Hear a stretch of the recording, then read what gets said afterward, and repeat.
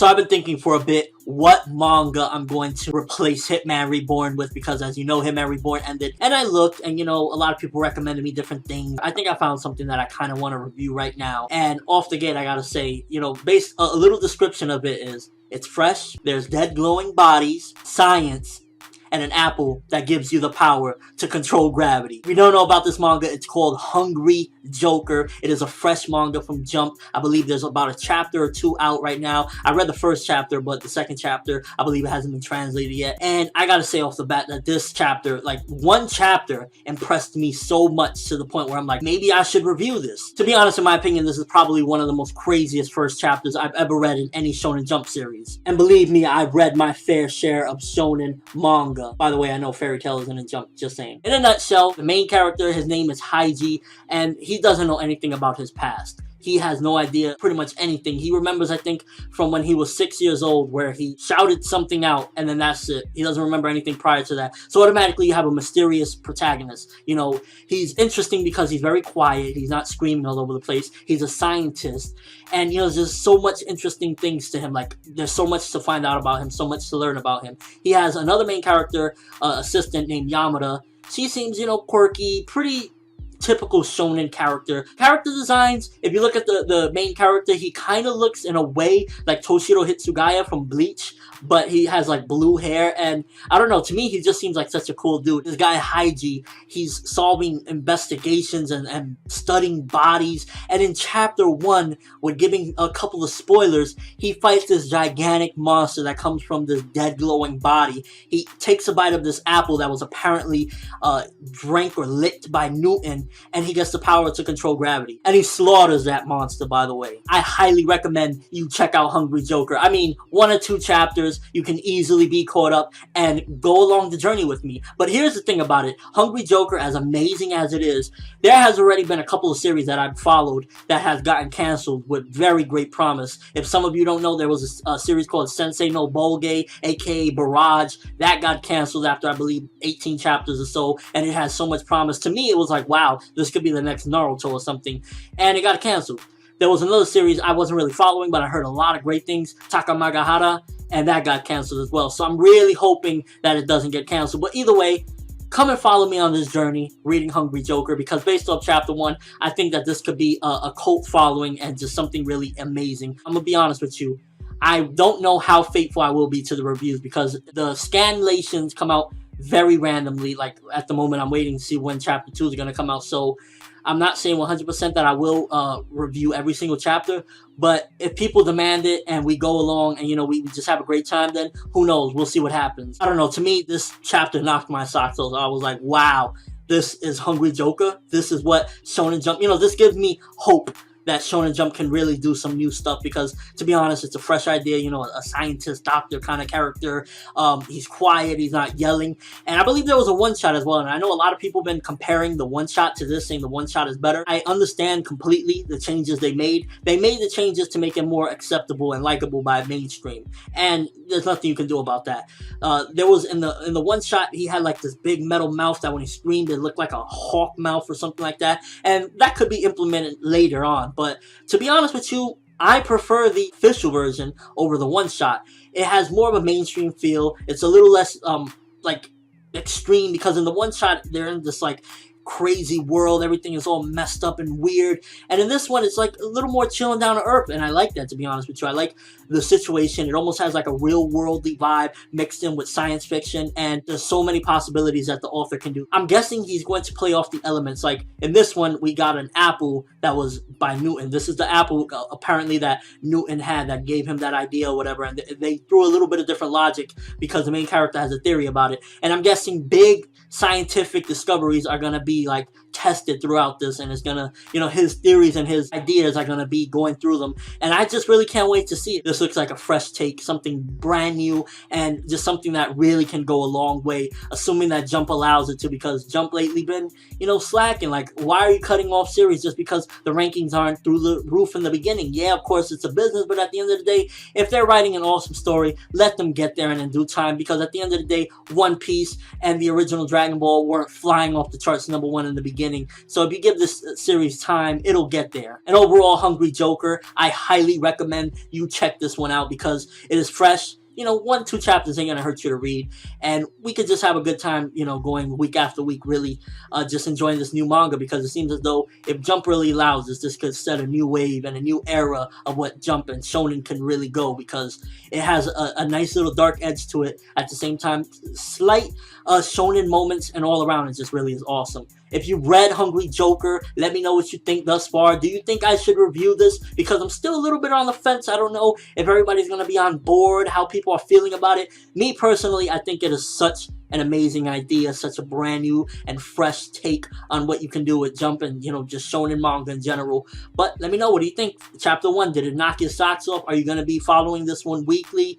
And are you going to check it out based on my recommendation? Because to be honest with you, I think this is something you should really look into. But that's all I have for this quick discussion, you know, slash, I guess you could say chapter 1 review. All around, Hungry Joker shows so much promise, and I hope really Jump just allows it that platform to continue onward. I'm ForneverWorld, and as always, people, have an awesome day. Alright, so this particular chapter, very interesting. Again, another solid, awesome one. A lot of action, and it seems like he's coming out blazing, the mangaka. Like, he is trying his damnedest not to get canceled early, and it clearly shows, because he is putting so much effort into adding intensity, suspense, action, and just, you know, all around interesting story, and I'm loving it. I really hope he can keep this up and we can keep this series going. We learn about the apple that a couple different things. First of all, he can only control gravity for 5 minutes after taking a bite out of the apple, so he has to continuously keep on taking bites every 5 minutes in order to sustain the gravity power. That's pretty interesting because it limits, you know, his power, and basically if he doesn't have the apple, if somebody takes it away, that also opens up side stories. But I have a feeling that after a certain given point of him eating the apple, he probably won't need the apple for that particular thing, or it might morph into something else. So I can't wait to see what's going on with that, because the apple also has a side effect to him. We start seeing blood coming down from his mouth after he eats it a couple times, you know, takes a bite. So he's probably going to have something wrong with his body as well, like, you know, as far as maybe it's going to destroy his insides or something, and eventually he won't need the apple, or, you know, something's going to happen with the apple, because I think that it's going to morph into something different after, like, you know, it has a side effect. Also, at the same time, there's only a 5-minute limit. If somebody takes his apple away, he'll be helpless. So I really want to see what's going on with that apple. And this particular chapter, when he's in the hospital, you know, laid up there, that nurse, I didn't really even suspect that there was anything wrong with the nurse, to be honest with you. It really caught me off guard, and I like that. You know, he's in the hospital. He's with Chitose. I know her first name is Torioji, but I prefer to call her Chitose because it's really simple. And basically they're in the hospital chilling, and then the nurse is like, oh, let me get that apple, and all of a sudden she turns into this big freaking monster. And I love that, like, the creations that this mangaka brings as far as these monsters. It's like there's so much mystery. What's going on? Why are there monsters? And then when he escapes from the room going down the hospital, you just see the entire hospital filled with monsters. What is up with that? It definitely has something to do with that old man that we saw in the end of last chapter, chapter 1. It definitely has something to do with him. He's testing Haiji to see exactly where he can go and where's his strength gonna follow. And that one guy that was with the smile that we saw in the last chapter and in this chapter, I'm guessing that he's probably Haiji's brother, I want to say, because he says something along the lines of, you're not the sibling that is supposed to possess this apple. So maybe that old man could be some sort of relative, maybe a father to Haiji and this other kid as well. Maybe they're brothers. He keeps referring to the other guy, though, as God. So that was interesting. I wonder why he's calling it. Is that just his nickname? Is that his name? And it seems as though he knows him as well. It wasn't really clear their relationship or whatnot in this chapter, but he definitely knew of him, and when he was flying around, he was actually looking for him. If that God guy is related to him, it kind of reminds me in a way, I don't know if any of you have seen the series called Inuyasha. It kind of seemed as though in a way that he's trying to take the apple, kind of like how Sesshomaru was trying to take Tetsaiga away from Inuyasha. So right there, that kind of reminds me of Inuyasha. But then there's also like a similarity to Dead Man Wonderland, when that building just gets chopped in half and is falling down, and then he just grabs it with the gravity. At first, you don't think he's going to be able to do it because you thought that the apple was taken away, and then he just stops a freaking 10-story skyscraper. It's like, 2 chapters in and the character's already busted out moves. This is also, you could say, similar to how Toriko started, because this guy isn't coming off weak. He isn't starting off as a moron or anything like that. You know, not a brand new beginning, so to speak. I mean, it's starting off like with just learning different things. It's not like the world is set in stone yet. But he's starting off with like just incredible powers that, like, you know, he can stop a 10-story skyscraper. So, you know, definitely some comparisons to other mangas. Nothing like rip off or anything like that. But I could just see some similarities, and I'm loving the way that he's combining them and putting his own little twist to it. It's really looking just epic. And it was interesting to see his reaction with a smile when all the danger is going on, because prior to that there was a little thing with the nurse, and he doesn't really know how to process emotions very well. And I really think there's another awesome depth to the character of what happened in his past, and eventually down the road we'll learn why is he like this, that, you know, he doesn't have a good grasp of emotions and how to react to certain situations. And I really like that. Another neat thing, and it kind of reminds me of, I don't know if any of you see that show Dexter. Haiji kind of reminds me of Dexter in a way. Not that he has, you know, this fascination with murdering people, but, like, you know, corpses, he's naming them James. You know, he doesn't really know how to control his emotions. So I definitely say that Haiji is a pretty interesting character thus far. And then the end really was freaking epic when the apple was seemingly stolen, and I'm thinking, oh shit, you know, it's over. He don't got the apple, he can't do nothing. And he planted a bomb in a fake apple and basically got the guy down, God, or, you know, whoever this guy is, and says that, you know, he got a lot of questions to ask him.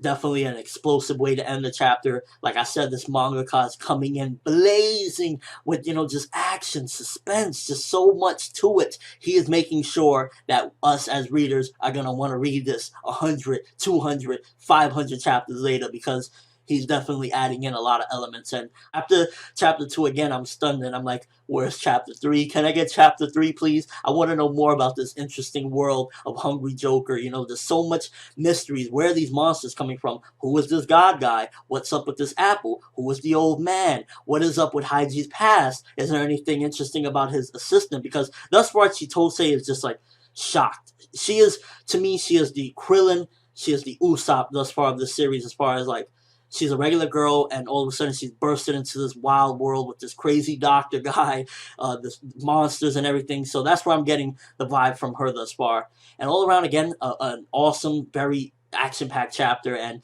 I can't wait to see where it's going to go and learn so many of these mysteries, because we're 2 chapters in and I already have so many questions about the world of Hungry Joker, and, you know, just what's going to happen with this god guy. Who is he? Who's the old man? So many questions. I can't wait to see what happens. Let me know what you think, though. What did you think of this chapter?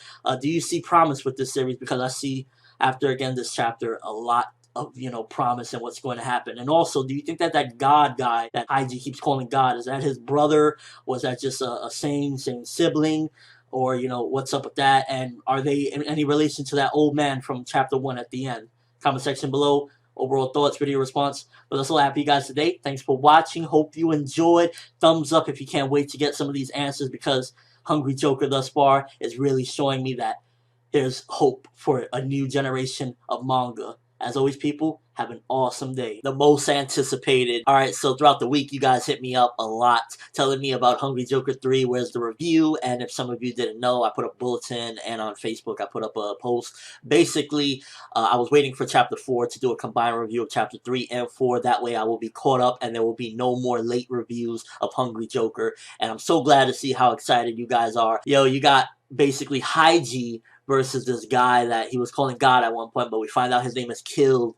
And oh my gosh, the way that battle went down, that was freaking crazy. It really was just an epic battle. And we also got a couple of different things going on. First of all, we see that that guy Killed, he had, I guess, what you would call one of the eurekas, and it was basically just these peas or something, and he would eat them, and I guess it would give him like some monstrous powers. Like the girl that was actually the, you know, the hospital assistant that turned into that big monster, it was because he gave her peas, and then Haiji basically, I don't know if he hit her in the chest or touched her in the chest and got the peas to spit out, and then she turned into just this naked woman. And it was just really awesome to see that epic punch when Haiji tricked them. The powers was going out, and he just managed to snatch the apple, take a bite, and punch Killed in the face, and actually made him bleed. Now, the way Killed keeps talking, talking, it's as if he's not human. I don't know what that means, but he kept on like saying you mere humans. So Killed is probably not a human. He's probably something else. I don't know exactly what, but it was really interesting to see Killed keep calling them humans, and it was just awesome to see. And now he almost has a fascination with Haiji because he was like, oh my gosh, because nobody ever, I don't think, made him bleed a human, and him punching him in the face, he got him to bleed. I was just like, this is freaking epic. And some girl shows up, Rosary, and they're fighting over who, well, not really fighting, but there was a little squabble over who's going after Haiji because Killed is so interested in him. And I can't wait to see more about her, exactly what are her eureka powers, what it is. But judging from everything going down, this is going to just get more and more exciting with these eurekas. I don't know how to say them exactly, but it was just really a crazy chapter. There was so much to it, and I love how we're finding out new ones, because at the end of the chapter, of chapter 3, basically they're like that they got to go to England to get this judge hammer, I guess it was called, the Pythagoras hammer, and I can't wait to see what's that going to do exactly with powers, because so far we got the peas that turn you into this monstrous state. We got the apple that allows you to float or use gravity, I guess you could say, control gravity.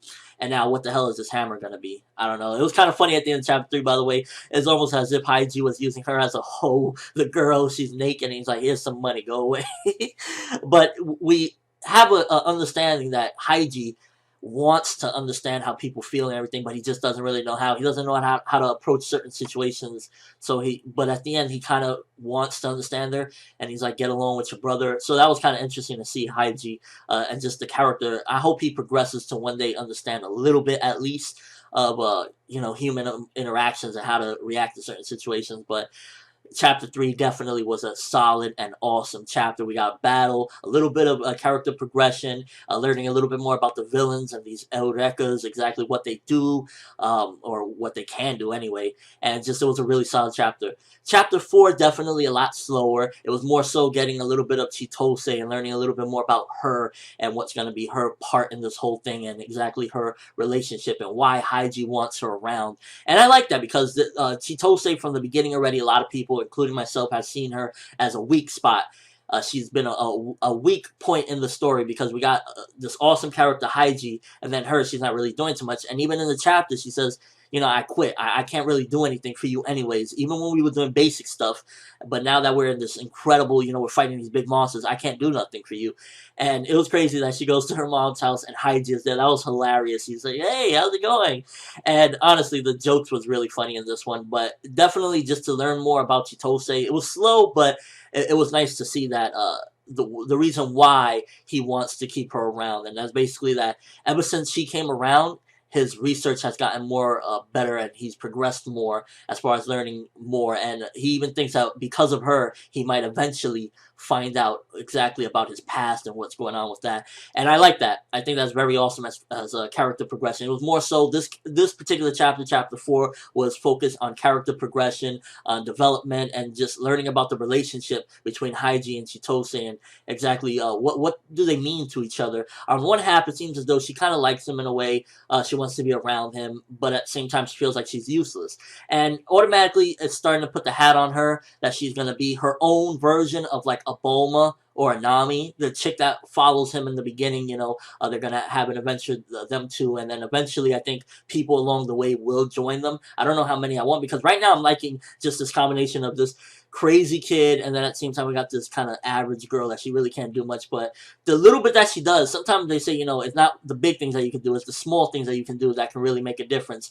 And she's the 1% that, 99% comes from just your overall brain and what you can do, and then the 1% comes from the inspiration, and she's the inspiration. Just her bringing him a little bit of tea in the morning to warm him is enough to make him feel like, wow, nobody's ever done that for me. That's amazing. And I really like that. I think that that's really awesome, that the little bit that she can do is enough to make him feel better about himself and feel just better. Now, I hope, like, as cool as that is, I hope she has a bigger plot, a bigger role. Maybe, like, eventually we'll find out that she actually does have a power, or maybe she's already eaten a eureka and we don't know about it, because it's kind of a little bit odd, I guess you would say, that from the time she showed up immediately, even if it's the small changes, that his research did better. maybe she could be an aid in some way. I don't know, but I hope she gets some type of either power or just she has a little bit more importance, because right now, even with the small stuff she does for Haiji, I want her to actually be more important, just overall more important character. So that's definitely what I want to see from her. And overall, chapter 4, definitely a little bit of a downside from the other chapters. Not as good. It was okay, but I liked seeing the progression. It was hilarious at the end that Haiji moved their entire house to an airplane just so that they don't be late to the flight to England, and that was just hilarious. So, chapter 4 definitely focused more so on character development, the relationship between the two of them, some jokes, which was hilarious, stuff like when Haiji was like, "Oh, I came here to ask for your daughter's hand," and that was just hilarious in and of itself, because it's like, he doesn't understand what he's actually saying. He's like later on, "Oh, so that's what that meant. No, I just want you to be part of my research, a part of my team, be my assistant." So I like that as well. And overall, again, for what it wasn't an explosive chapter like the previous 3. We had 3 explosive fighting chapters. This was a slowdown, and it was actually entertaining. I love when you can get a build up, a slowdown, and it still be entertaining, and that's what it was. So definitely got to say that chapter 4 was okay. It was good for character development, good for setup, and I can't wait to see when we get to England. I wonder who that guy was at the end, smoking the cigarette and saying, "Oh, whoever comes, I'll kill them," or whatnot. Can't wait to see Haiji go up against him. And Haiji says as well, because a lot of people worry about Chitose. She's pretty average. What can she do when people attack? He said he'll protect her with his life. He's going to do everything possible he can. And I could see eventually a relationship forming between the two of them, more so than just assistant and scientist or doctor, whatever you want to call him. I could see more so maybe like a connection in the future, because she blushes whenever when she was accepting, and kind of I could just see that route eventually happening. Can't wait to find out more about that hammer, that dude at the end, and just all around again.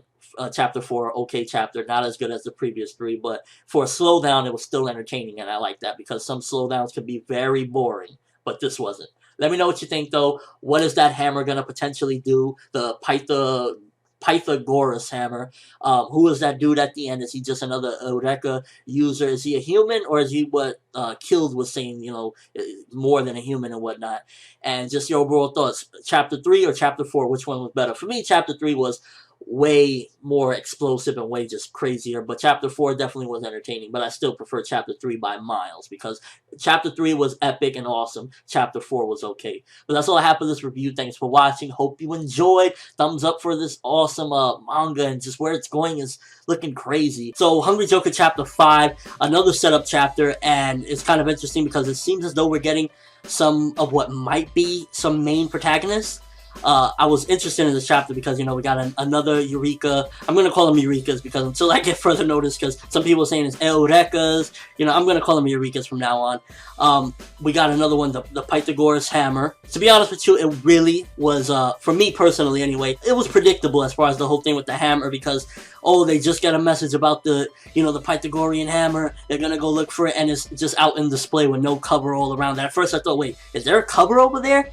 And then when Chitose drops it over, it is just immediately like it breaks and everything. She jumps to grab it and it breaks. And automatically, the entire time I'm thinking, this is a fake. It's definitely a fake. This guy, Alan Blackman, looks very interesting as well. And I was really hyped when it looked like him and Haiji were going to go at it. And this chapter also shows that Haiji isn't just, because of the apple. He actually is a strategist as well. Like, he took a bite of the apple just when they were about to get captured and kept it in his mouth the entire time. That shows intelligence, and not just that, he has this power, so that's why he can kick ass. Haiji is actually very smart, and I thought that was freaking epic. Like, just when you think, how is he going to get out of this? He already had a piece of the apple in his mouth. That was epic, and I really thought, like, holy shit, when you saw them both about to clash. And then that little girl comes in and interrupts everything. I'm like, what the hell is going on? And then it starts to show that this guy, Alan, is actually not that bad of a guy. He's actually seemingly working with this girl, and I guess they're a part of this group called White Jokers, and she says, Haiji-kun, join us at our quest to save the world or whatever. And automatically I'm thinking to myself, okay, so they're a group that wants to save the world, and they know about eurekas, and she invited Haiji. She knew who Haiji was. Does this have something to do with that old guy that we saw earlier? The guy that is investing in Haiji. Also, I want to note that I forgot to mention this in the previous chapter. It was very interesting how 6 years ago was when Chitose's father died, and that's when Haiji lost his memory and you know, everything like that. So that's kind of interesting. I'm sure there's something connected there, and that's probably foreshadowing for later events, which gives me hope that this actually will last long enough for foreshadowing to actually take place, and not just like, you know, 20 chapters, oh wow, it's over. So, you know, that was really interesting as well. But with this particular chapter, I think it's kind of cool for a setup. We get 2 new characters, this little girl that we really don't know who she is, but she's loudmouthed, and seemingly she could walk all over Alan because he lets her. And then Alan is kind of a badass. Now the Hammer, it's kind of interesting because it seems as though he doesn't like loud noise, but then he has headphones on. But then at the same time, the Hammer is I guess a musical type of eureka as well. So it all kind of plays interesting with his personality. And I think if they become a team, then that'll probably be Alan's little power that he's going to keep with him, and you know, they'll go on their missions. But so far it's nice. The plot is thickening as far as like, okay, so we're going to find out now, why do they need to save the world? The Eurekas are definitely playing a part, and I'm sure that the guy killed that Haiji for in the previous chapter is going to have something to do with why they have to save the world. Either way, pretty interesting chapter. Not as epic as chapter 3.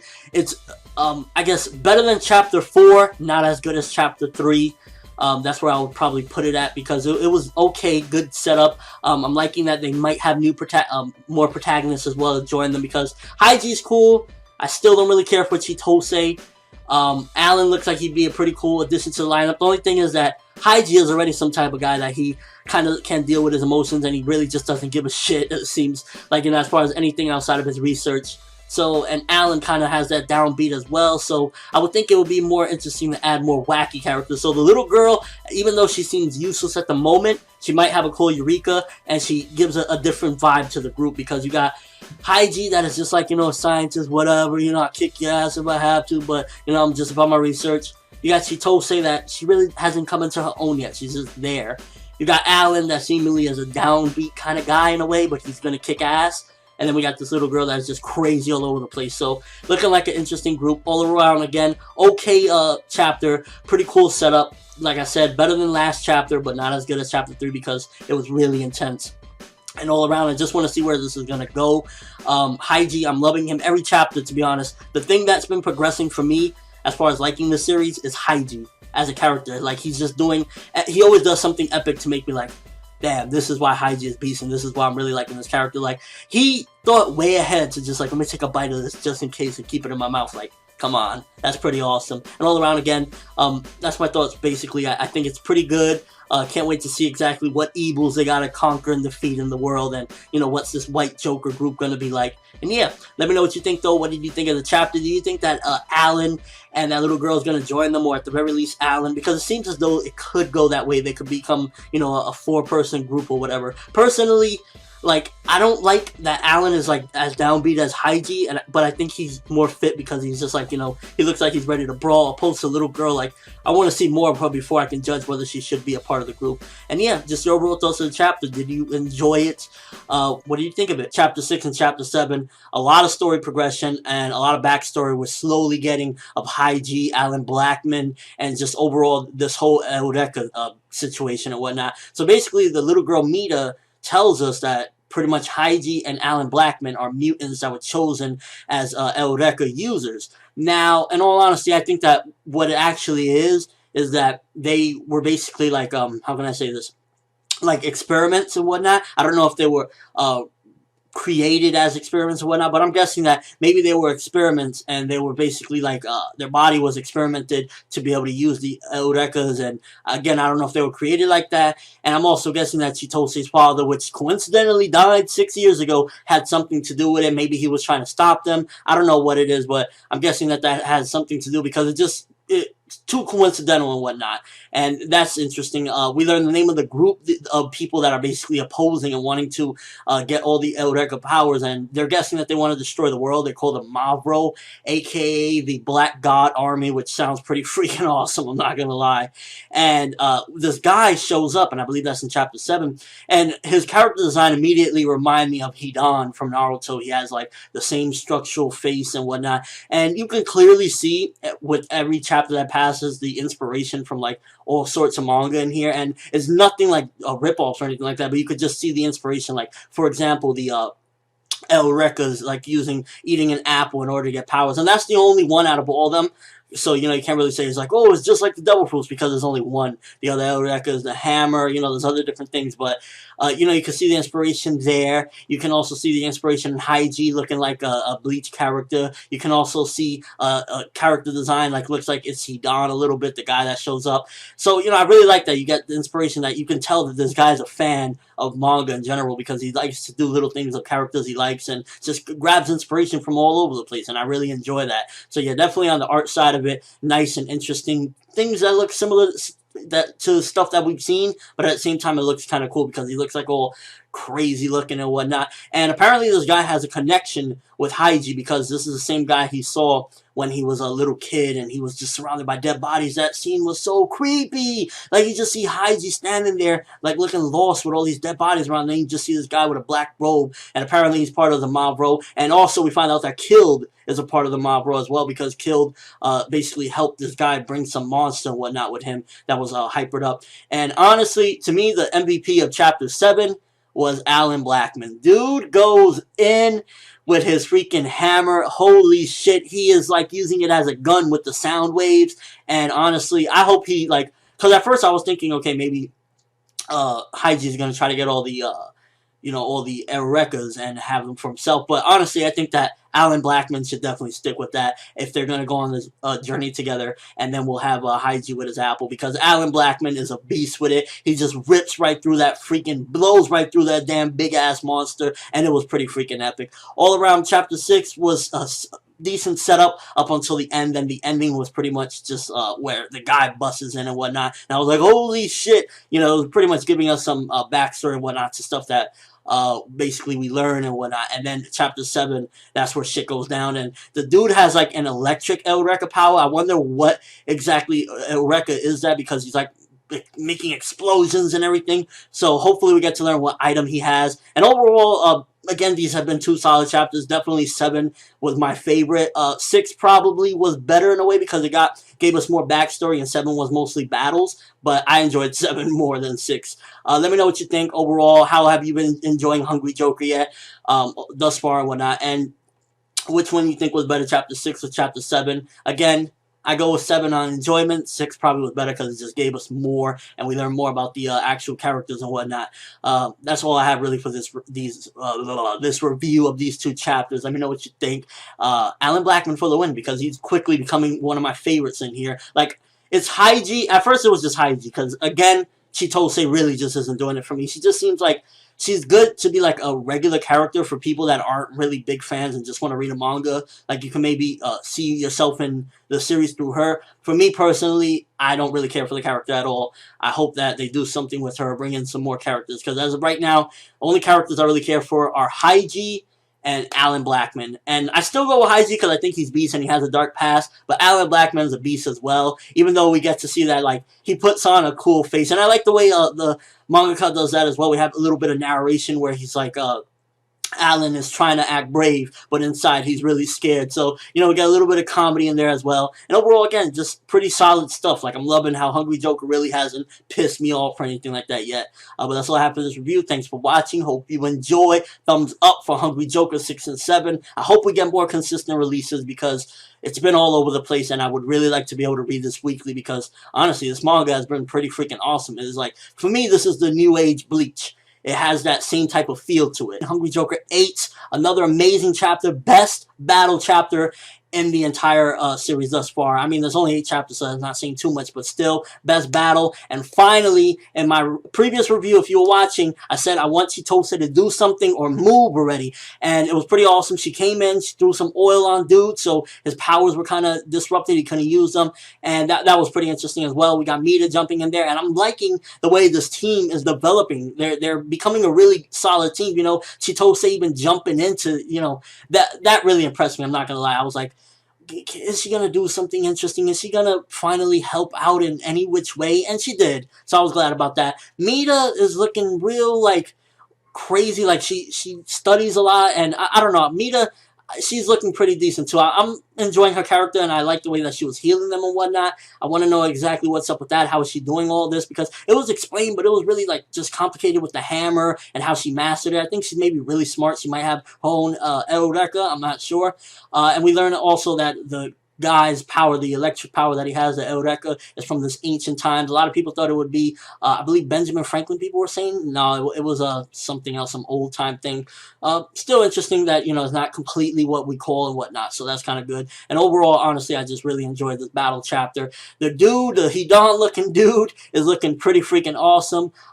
We see killed in the beginning, and he's starting to get bored of this. So I'd imagine he's gonna jump in and fight Sirius at some given point because everything is just like whatever. Because he's starting to get annoyed at Haiji basically not dying quickly. Haiji is putting up a fight, and also we got a development which was really good, and it's showing progress within the character, and I'm loving that. Like 8 chapters in, and already Haiji is getting stronger and getting how can you say this, like basically the apple now is longer. It's been way past 5 minutes and it's still working. So that means that I guess maybe the more you take the apple, the more you use the eureka, the longer it'll go, because Alan said the same thing with the hammer. At first I don't think he could do it that long, but now he could do it for a long time. And the electric guy, he's using it for an unlimited time, so he's mastered it at this point. And had the 4 of them not attacked him, I think he would have took Haiji and Alan without no sweat, because they were about to lose consciousness up until Chitose and Mita jumped in. So pretty awesome. Loving this team. It's like such a irregular team. You got this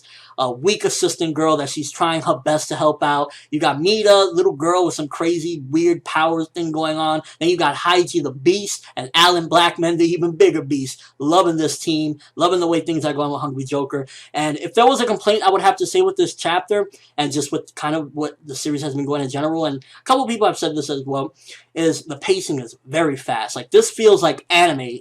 The way the pacing goes, it almost feels like it's going anime style. It is just going super fast, which can hurt it in the end, and also would mean, like, if we got an anime of this, let's just say, it would take, like, maybe 3 years or so to get a proper anime, because the way it's going is like when they adapt this, they're going to have to take chunks and chunks of chapters just to fill up an episode, because it's going so quick, or they'll have to add a ton of filler just to slow things down so it'll catch up if we ever do get an anime, because the pacing is really quick of Hungry Joker. Just to know, if you like fast pacing, this is for you. You like some beast action and an original concept, a new team, this is for you. Hungry Joker is where it's at. I really hope this manga succeeds, because Chapter 8, probably one of the best chapters thus far, and the best battle chapter thus far. Let me know what you think. Fairy Tail, Hungry Joker. Very interesting question. Anybody that reads both, which one was better?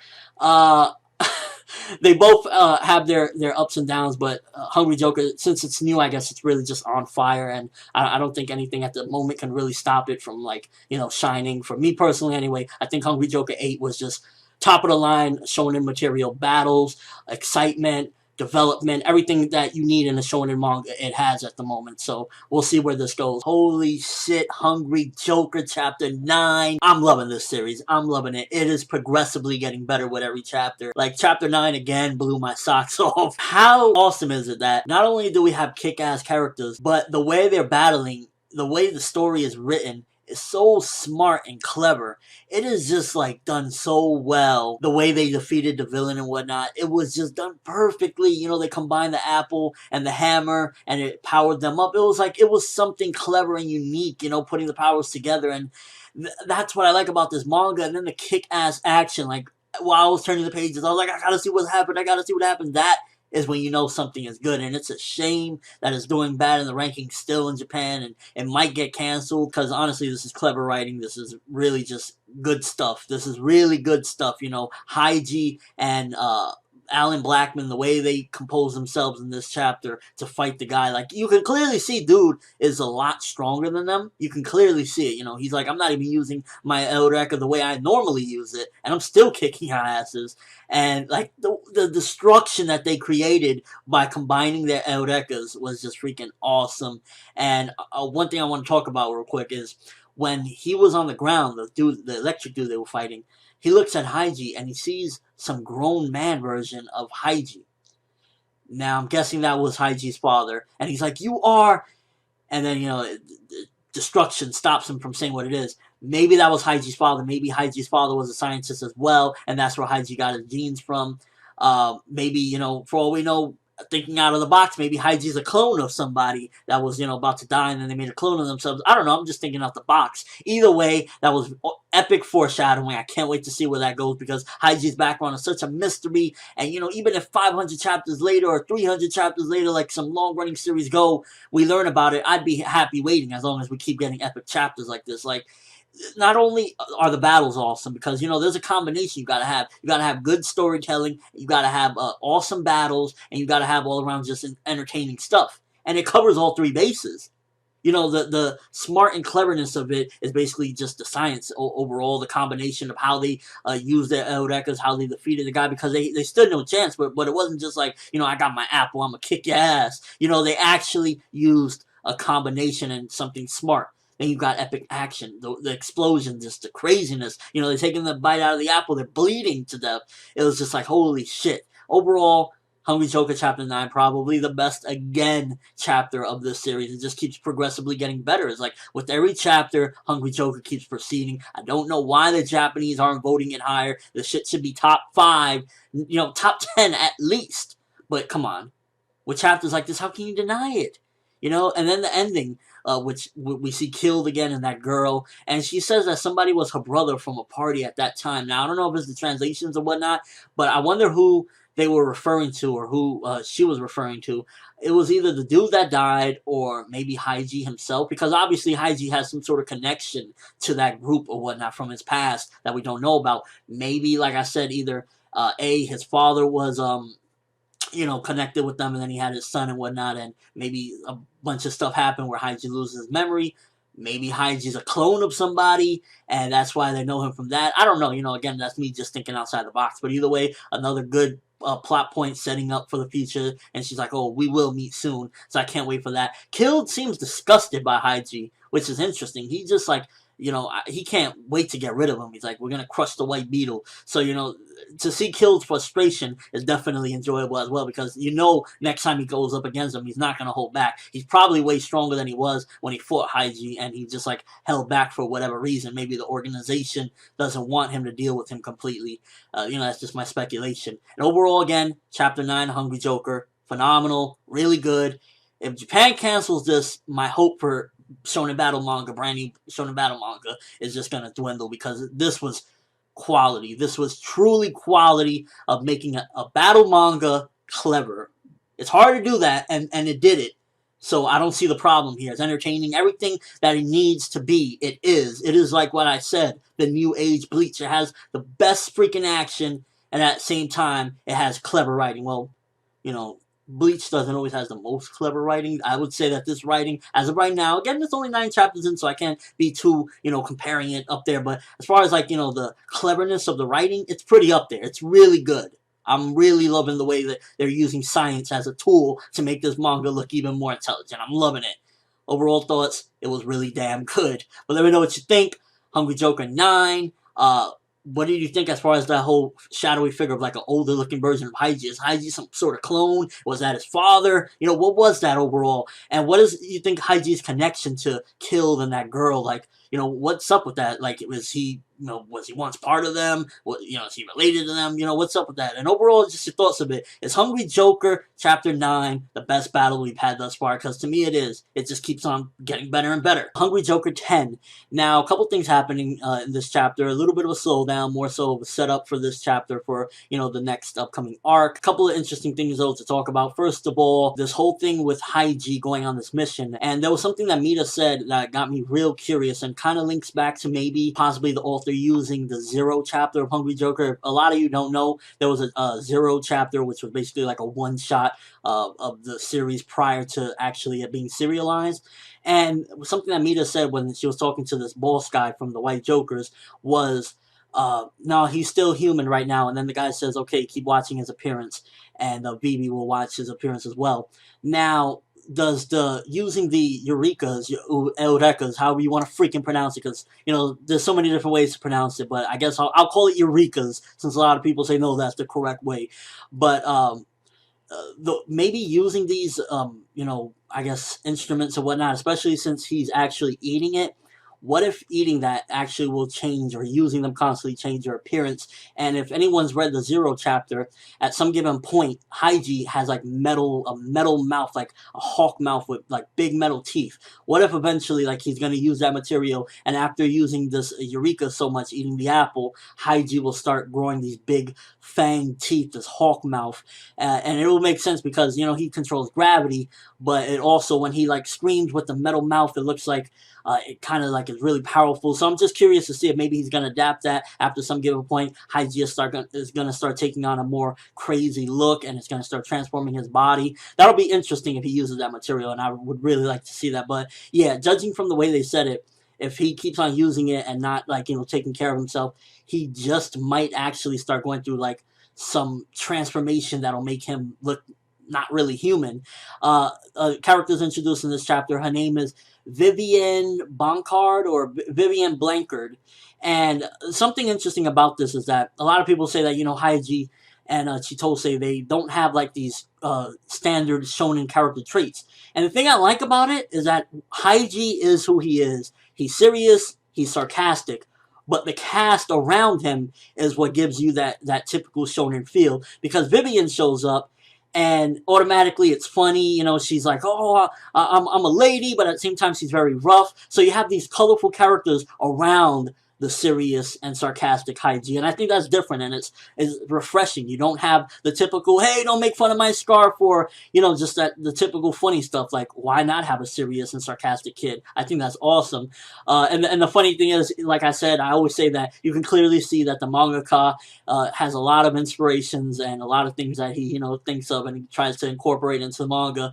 When Vivian shows up, because she's supposed to be a steel woman, which is interesting. I can't wait to see her power. I'm guessing maybe her whole body turns into steel when she starts fighting, because she says that she's weak, but when she probably takes on her form, that's probably when she gets strong. She's able to like beat the crap out of people in like some steel body. That's just my guess. But the joke that really had me laughing was Haiji walks up to her and starts slapping her chest, and he's like, where's your tits? Do you have a steel plate over them?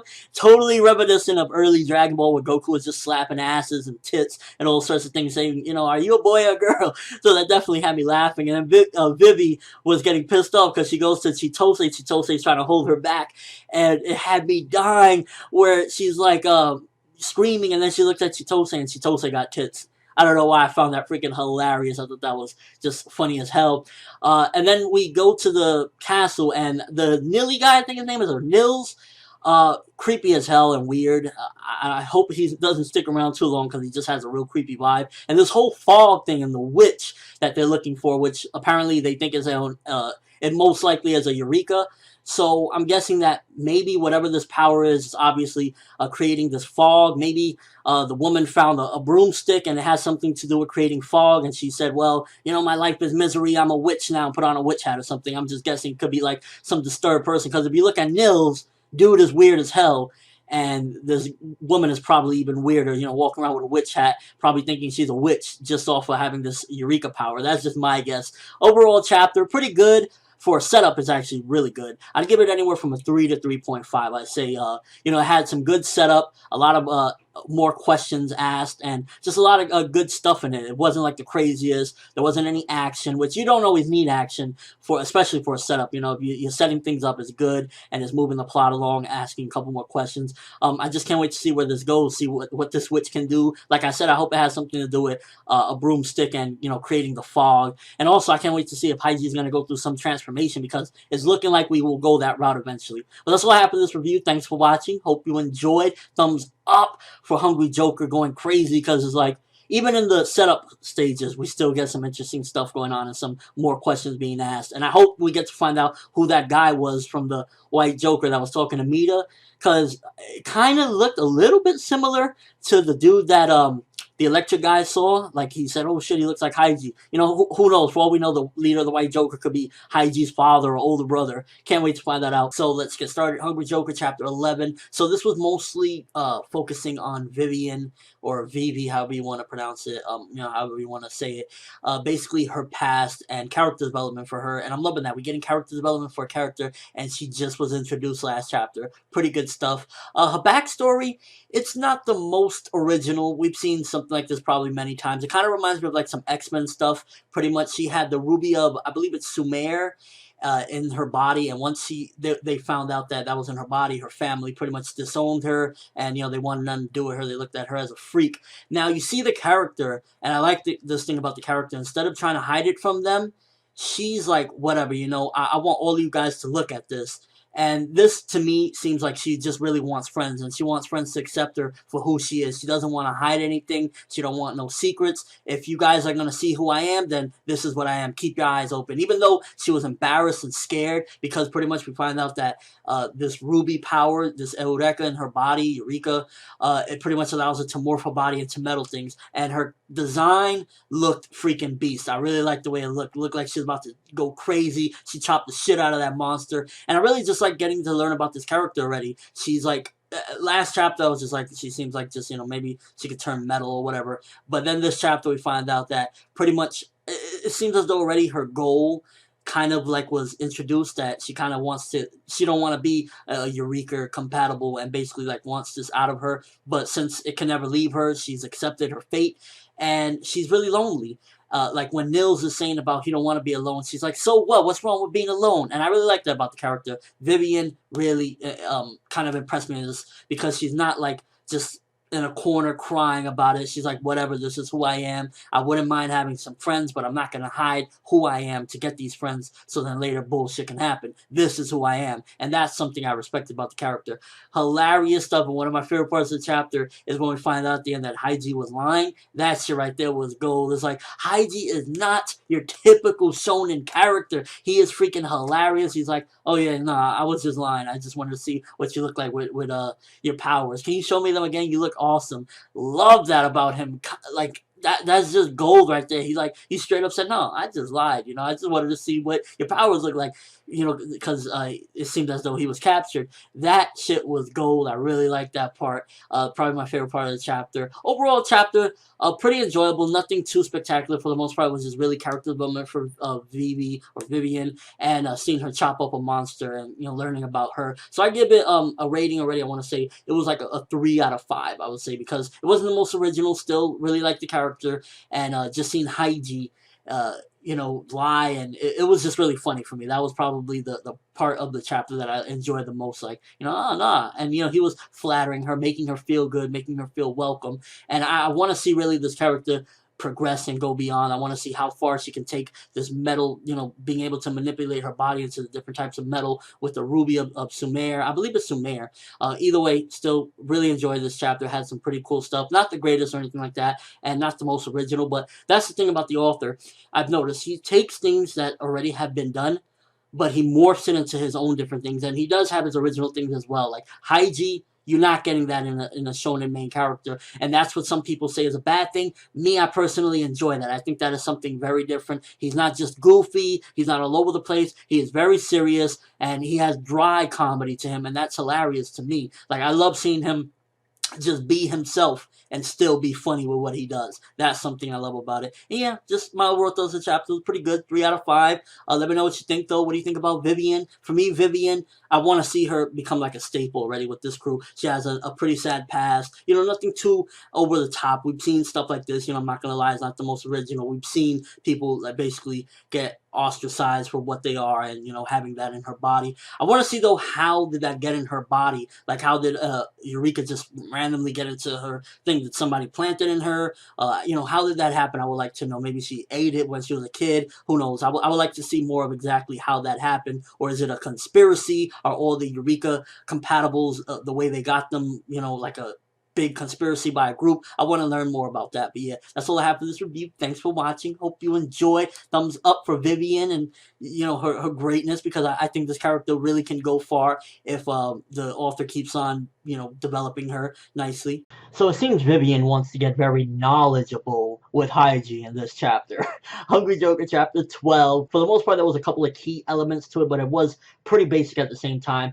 Flirting a little bit between, well, not really Haiji. Haiji doesn't even probably know what flirting is other than the actual definition. He wouldn't know how to. But Vivian is like really like, oh my gosh, because Haiji is probably one of the first people to ever compliment her in such a way that it came off as like flirting and maybe even a little bit of sexual type of way, but he doesn't even know what's that, and she doesn't really understand what type of person he is, so she's like going crazy and asking Chitose about him. So it's really interesting to see a little bit of romance going on. I like that, you know, when a series throws in a little bit of romance, even though Haiji is completely, it's funny because he's original, but at the same time, there's inspiration from other things, and I like that. It's like taking a situation and twisting it, because like, for example, Goku or Luffy, you know how they have Chi-Chi and Bo Hancock that like them, but they're oblivious to it, or they don't really understand or care for that matter. And with Haiji, you have a similar fashion, except he is just completely like what? You know, he's like a sarcastic, very book smart,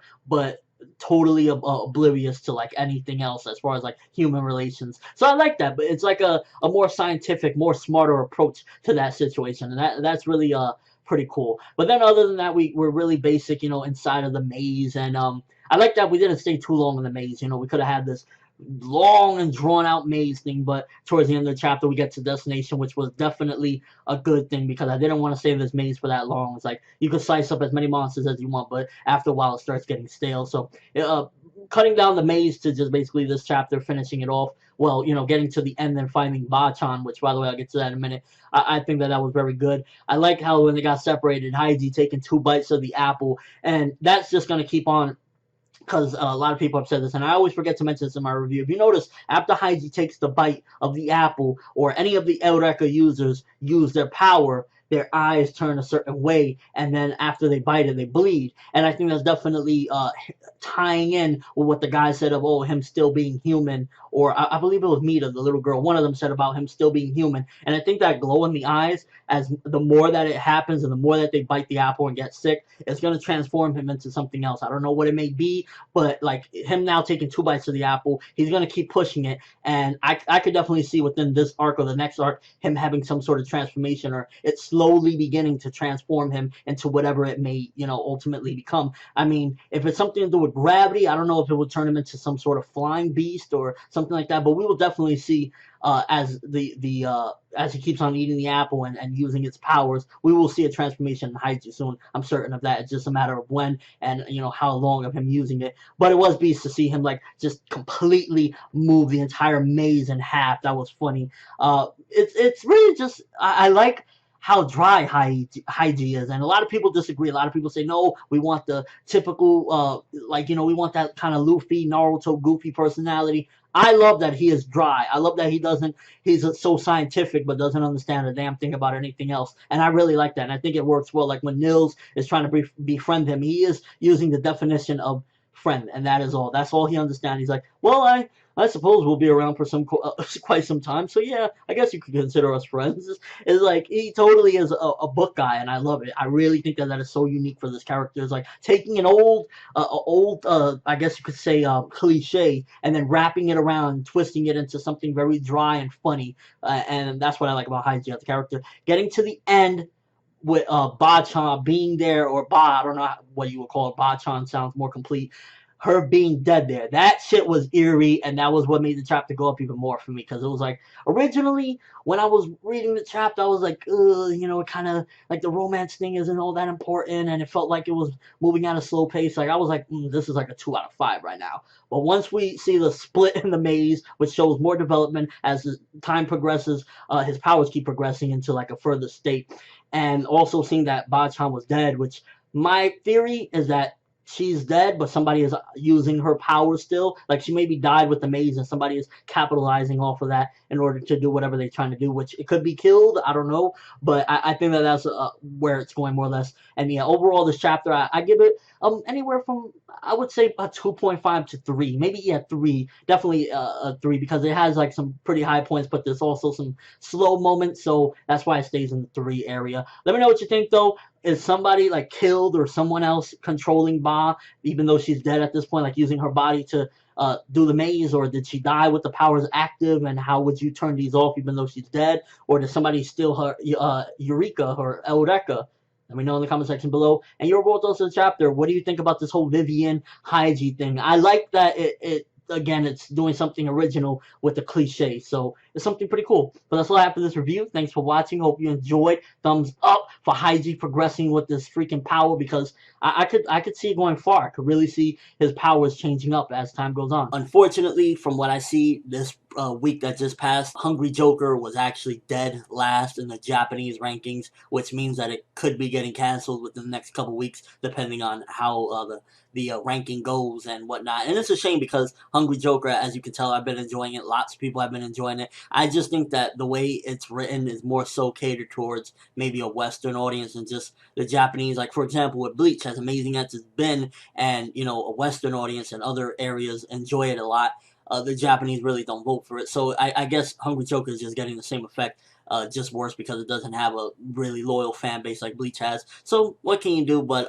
hopefully things will improve and it won't get canceled, because I've been enjoying it, especially this chapter. This chapter right here was like one of the best ones we've had in a while, at least a month or two, because it just knocked my socks off with this guy. I believe his name was Dodomekis. Holy shit, that's a villain. That is a villain, and I can tell that the author is trying to take the story a lot darker now, since he sees that, you know, being a little lighthearted ain't working. Maybe he should take it a lot darker, and he did the right thing, because this Dodomeki's guy, he killed the old lady. He's talking about poisoning and killing old people, children, women. He just doesn't like men. He hates men, and he's just a filthy villain. So far, he is hands down way better than Killed, way better than anything we've seen thus far in this manga. Like, he is hands down the best villain. And I know that's not saying much 13 chapters in, but he's so nasty, and it's just foul as hell. With his poisons, he to me is like, if he doesn't get defeated and automatically destroyed in this particular arc, and he moves on later on, he can be something big, because he's just a freak. He's talking about killing women and children, and he killed the grandmother, Nils' grandmother, which is interesting, because we see throughout the chapter that everyone pretty much got their asses kicked. Hygie, all of them are poisoned on the ground, and then Hygie says we have one final person that can do something, and we see Nils there crying. Now, that would imply that Nils has some sort of eureka power. What could it be? I'm not sure, but I think the only way he could probably tap into it is maybe through anger, because he's always so depressed and always so down. But I'd imagine losing his grandmother and the thing that she did, which it was just really like nerve-chilling to see that she died. He killed her, he froze her nerves, and the last thing she did is use her power to keep people out of there, and had the Minotaurs coming through and everything. That was creepy, and just like, this was a bone-chilling chapter, like hands down bone-chilling. It had so much craziness with this guy, this Dodomekis guy. Honestly, it really was just something, a breath of fresh air for the manga, since it's been, you know, a little, we've had Killed, and we had these people that, they seem evil, but they haven't been really doing anything. Like this guy, he's talking about killing and poisoning children. Enough said. And I just really want to see what Nils can possibly do. I'm liking that it's not relying on Hygie. Like, you know, a lot of manga, they rely, okay, you know, the only person that can save us now is Hygie. And they're not doing that with this one. It's like, Nils, what can Nils do? And judging from the way the mangaka like set things up last chapter, it seems as though Nils might be around for a lot longer, when he was talking about being friends and everything. Now, this could be a one-time thing, or it could be continuous, but the way the it was set up, it seems as though Nils might be around a lot longer, depending on how strong he is right now. I can see him being a nice addition to the team, because he's kind of like, you know, this awkward and weird and depressed guy. Then you got Hygie, super serious. You got Chitose, the normal chick. So it could work as well, but it would be interesting to see a crossover, or not a crossover, but see him meet up with Alan Blackman. You know, Alan Blackman's just like this fierce guy. You look at him like he's a depressed twerp. So I would love to see that. And just overall, this chapter was just like set up very well. It's like this guy, he doesn't even like women that have eurekas inside of them, because he's looking at a Vivi and he's like, you're an ugly woman. At first he was thinking she's pretty. When he finds out she has a eureka power, he's like, she's ugly, which means that he has something wrong. Maybe there's something in his past, that a family member had a eureka, or there's something there, because he hates men and he likes women, but he wants to poison and kill them, and poison and kill children and old people, and he keeps on saying how ugly and old that woman is. Like, this guy's incredible. Like, this is a villain that I want to see more of. I can't wait to see what's going to happen now. It seems as though the climax might be the next chapter with Nils. Like, basically, he's going to do something. What can he do? I don't know. It's never been hinted at anything. All we know is just that he's a super depressed guy. So, have no idea what his eureka could be. If you have any guesses, let me know. Because at the moment, it's like, I don't know, maybe he could inherit his grandmother's powers. I don't know. It beats the hell out of me. But yeah, this chapter was freaking amazing. Best one we've had in a while. 4.5 out of 5. I wouldn't give it 5 just because it still had a little bit of a I guess you would say, not pacing issue. There was just something a little tweaking off there. But the darkness was incredible. The battle set up and everything. And the fact that everyone just got dusted. And it wasn't just like a triumphant defeat of another guy. This freaking freak actually is doing things. So I just can't wait to see where this goes. Amazing chapter. Let me know what you think, though. Will Nils bust out some crazy moves and finish this guy, or is like Alan Blackman gonna show up and kick some ass? And what do you think about his power, this poisoning power? It seems alright. Nothing really there. The thing about this character is not his powers. I don't really care about the poison or any of that stuff. What I care about with this character is his cruelness and his foulness, and that's what makes him so far like a crazy villain. I would love to see more of the scumbag. Terrible. But that's all I have for this review. Thanks for watching. Hope you enjoy. Thumbs up for Hungry Joker, because it's a damn shame if this manga gets canceled, because it's freaking amazing, and 13 chapters in, and it's giving me more than a lot of other manga have given me in only 13 chapters, and I mean just quality and enjoyment wise. Chapters 14 and 15 of Hungry Joker, and things seem like after chapter 15 the series definitely is setting up for, I guess it's preparing itself for possible cancellation, so that way it has an actual ending, which is a bummer, but I'll explain that in a minute. So chapter 14, for the most part, it was really just development, I felt, for Nils, between what it was and ultimately the eureka that he got from his grandmother that, you know, left that final message and whatnot, or shall I say her grandmother. We'll get to that in a minute as well. It kind of reminded me, I mean, it's not what it is, but like it kind of reminded me of Komamura's Bankai from Bleach, but it's not really that. Basically, I guess the eureka, what it does is it allows you to imagine whatever you want, and it comes to fruition, and it just becomes like, you know, something you can use in battle. The grandmother made the maze with the minions in it, the Minotaur, and Nils makes this giant bull-looking thing with a cute face. So that, I guess that's what it is, but the way Nils used it reminded me of like Komamura's Bankai, and I don't know if Nils is going to keep using it like that, or if Nils is going to use it in other different ways. Like, you know, maybe I could create a big death machine gun or some crazy shit. So it really depends on how Nils wants to keep using it. Hopefully it doesn't stay like that with the bull, you know, attacking and whatnot, like looking like Komamura's Bankai from Bleach, because I wasn't feeling that too much. I felt like if you could create whatever you want, why not have like a giant machete going charging or some crazy shit? Why a kawaii bull? So I wasn't like, it was interesting, but I wasn't too hyped about chapter 14. Like, I would give chapter 14 maybe 3.5, 3 out of 5. I wasn't really too keen on that because it felt like more of something I've seen already, and something that they could have done a lot more original, but instead it kind of just felt like seeing that, you know, been there, done that. But at the same time, it was cool to see Nils step up, so it was okay. But chapter 15, that shit, like, you can totally tell that the author is really just doing two things. He's trying to do everything he possibly can at this point, which is sad. It's sad that we're in a day and age where the author really has to just like throw balls to the wall at this point to try everything he can. And at the same time, he's setting up for a possible cancellation. Now, in 15, I believe it was the chapter where it seems as though, because after they beat Dolomedes, they basically steal him and whatnot.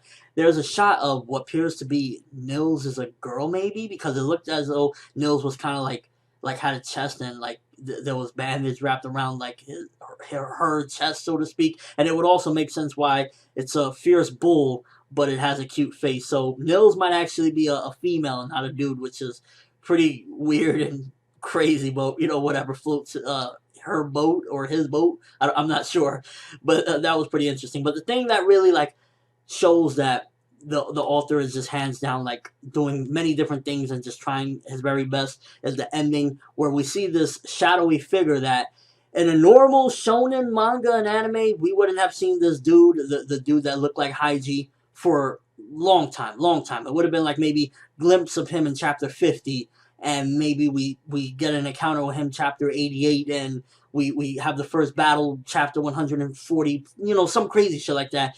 But to see in chapter 15 that he shows up and we find out that that's Haiji's actual brother. It was a crazy revelation, but way too premature.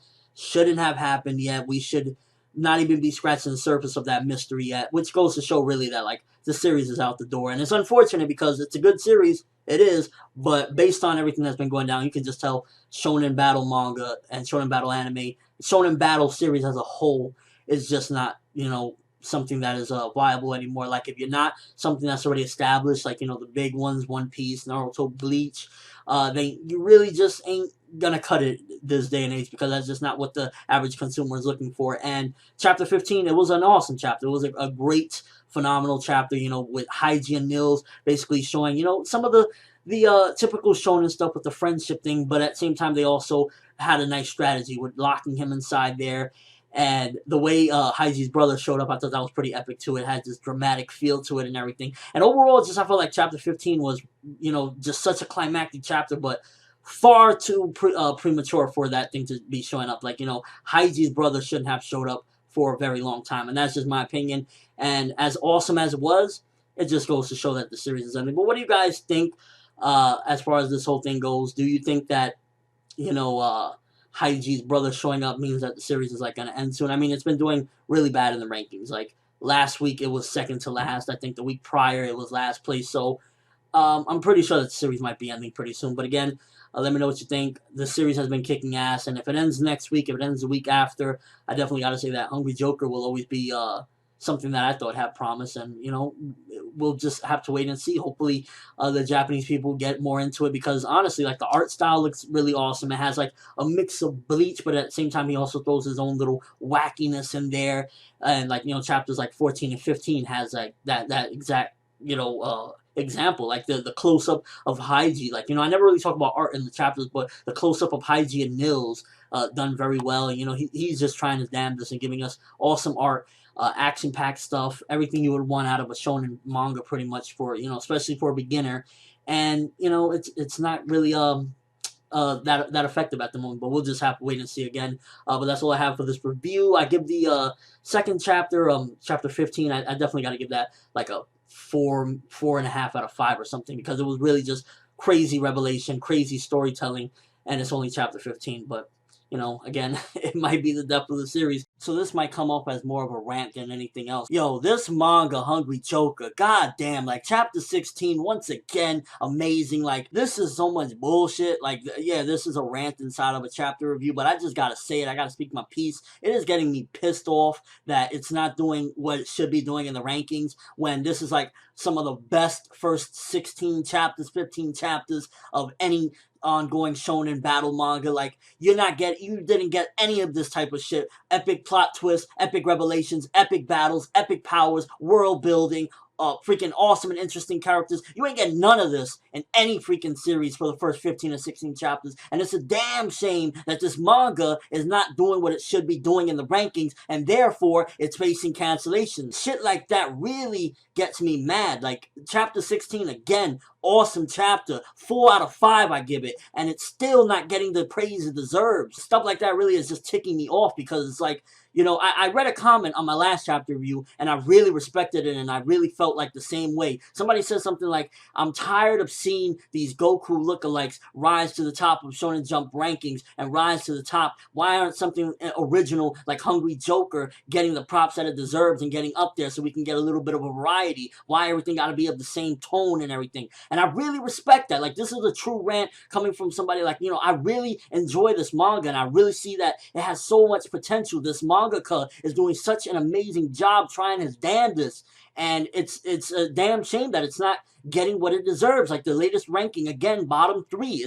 This is straight up bullshit. Like they need to stop focusing, I guess, on the rankings or try to promote it. Like give it some love. Let it, I guess, get a crossover with something else so that it could get attention. I mean, other mangas are doing it. Why can't Hungry Joker do it? I don't know. That's just like some rage that I had to let out because if I didn't, then I would feel like I'm disrespecting my passion.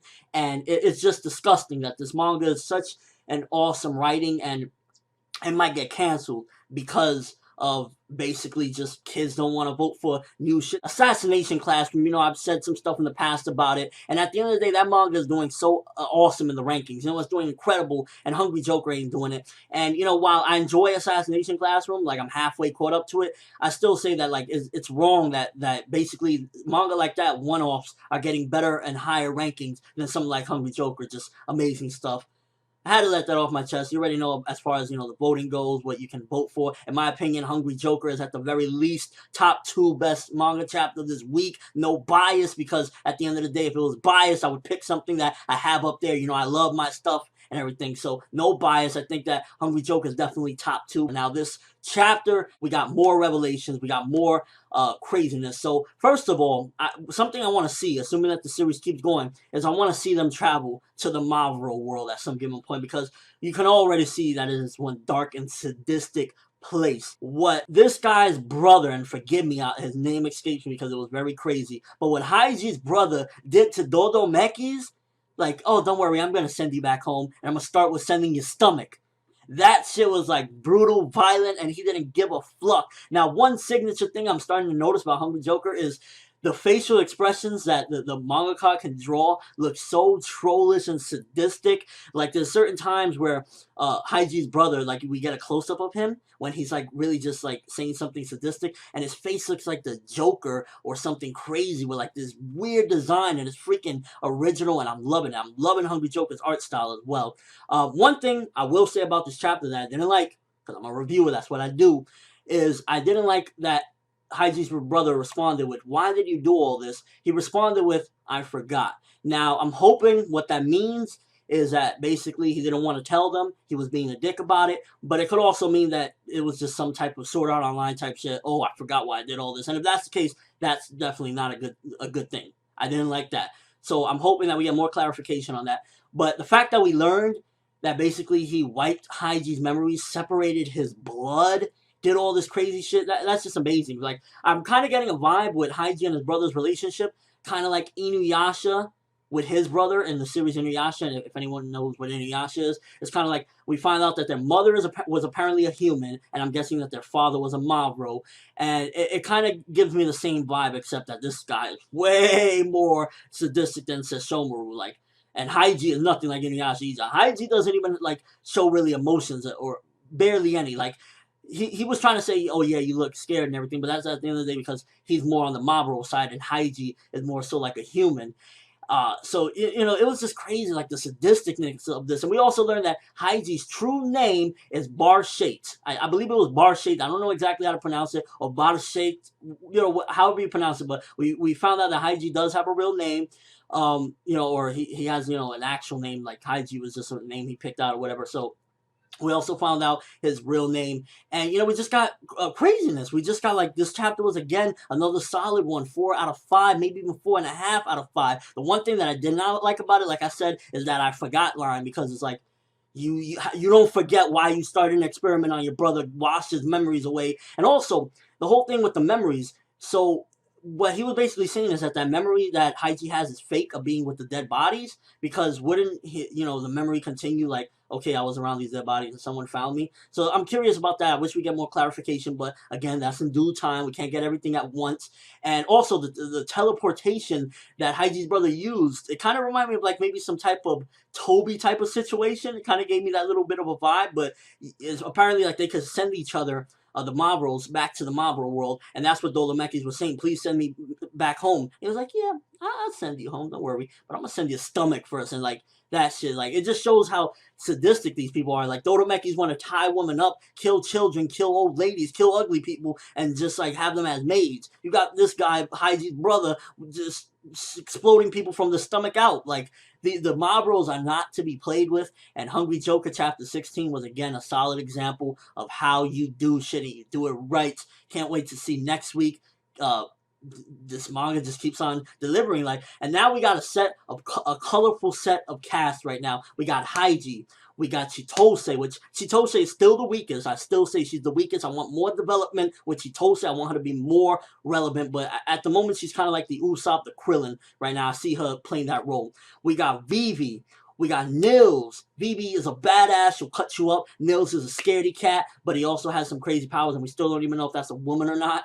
So we got them. Then don't forget Alan Blackman. Alan Blackman, the badass with the sound eureka. So we got a colorful cast. Not to mention Mita, the little girl. We got a colorful cast already, and we're 16 chapters in. I know I sound like a fanboy, but I gotta show my passion for it, Like I said, I staked the flaws. I didn't like the forgot thing, I think that needs to be elaborated more. And if it's not elaborated more and he just literally forgot, then that is kind of stupid. But overall, like, another solid chapter. Can't wait to see where this goes. Don't cancel Hungry Joker. Don't do it, Shueisha. Don't. Shonen Jump. I'm coming for you. Don't. Time for some Hungry Joker. Now, this particular chapter felt like one of those in-between chapters. It's just kind of like a transition chapter. Not even really, I guess you could say set up, because we're going to a new arc, and I believe we're going to Austria with the next chapter. So it really wasn't much, in all honesty. It was really just introducing a new character. I believe the guy's name is Maria Soldier. And the thing about this chapter was that it was really kind of like trying to hit comedy, but in a very weird way. And I was a little bit like thrown off because we first see the character, and I saw the rolls for this a while ago because I was just really, intrigued, like, oh man, what's gonna happen next? And I had no idea what the hell was going on, so I just waited for the chapter. And I was just like, what the hell is wrong with this dude? Like, to me, it looks like it's more than what he says, because in the chapter, this dude says basically like, oh, I dress up like this. And by the way, if you don't know what I mean, he's cross-dressing practically. When you come in, you think it's a woman and it's actually a dude. And he says that he does that so that his patients can feel more comfortable, which was freaking weird to me, honestly. Honestly, I was like, what the hell is going on here? We got freaking Haku up in this place. So he apparently switches up clothing and whatnot, and I don't know. To me, it was just more like a psychological thing, because the way the character was acting and everything. I feel as though maybe, because if he's part of White Joker, then he probably has his own Eureka to begin with. And I don't know what it could be. Maybe it's a monstrous form, and maybe something happened to him in the past. Because a lot of these characters, we've seen they've had very traumatic experiences. Well, not all of them, but we've seen from Vivi's past anyway that she had a bad past and whatnot, and Haiji has a crazy past as well. So I'm guessing it has something to do with that maybe, and he's using the whole, oh, I do this for my patients, as an excuse for what he's really, he's just messed up for whatever happened. So we got a little bit of that. In all honesty, it was just really comedic and a very quick chapter. So not really much to dive into. Didn't really care for the comedy too much. But it's interesting that Haiji is like openly saying I'm half human, half Mavro in this chapter. So, he's, I guess, already come to terms with it. I mean, Haiji's never been one, from what we've seen thus far, to fickle about stuff like that anyway. So it really wasn't a big change from him, but it's still that even Maria Soldier, which I hope that's not like his full name, Maria Soldier. I'm guessing that's like some title that he's using. But he takes notice of that, and he overreacts. You can clearly see that he has his own little quirks. He likes to stay close to your face. He cries over the weirdest things, and I don't know. The guy is a weirdo, but we'll see. I hope that this isn't the case with every battle, because it seemingly is like, okay, he met Chitose, and ever since Chitose, we meet one person, we go on a mission with them, we go back to the White Joker, meet another person, we leave those people. It's like each season of Pokemon or something, and I don't want that. I kind of want, like a set team already. Like, yo, when is Alan Blackman coming back? I freaking loved Alan Blackman. So I'm hoping that, I guess since it's the beginning and things are going bad as far as rankings go, maybe the manga is like, well, let's keep on rotating the main characters and see which ones work at the moment, and that's probably why things are going this way. I'm guessing, hopefully, but so far it looks like as though Nils is gonna stay as well. So we got Haiji, Nils, and Chitose. Oh, and Bibi's there as well. So maybe it's not gonna switch up too much, but I do want to see, like I said, Alan Blackman return, and a couple of other characters that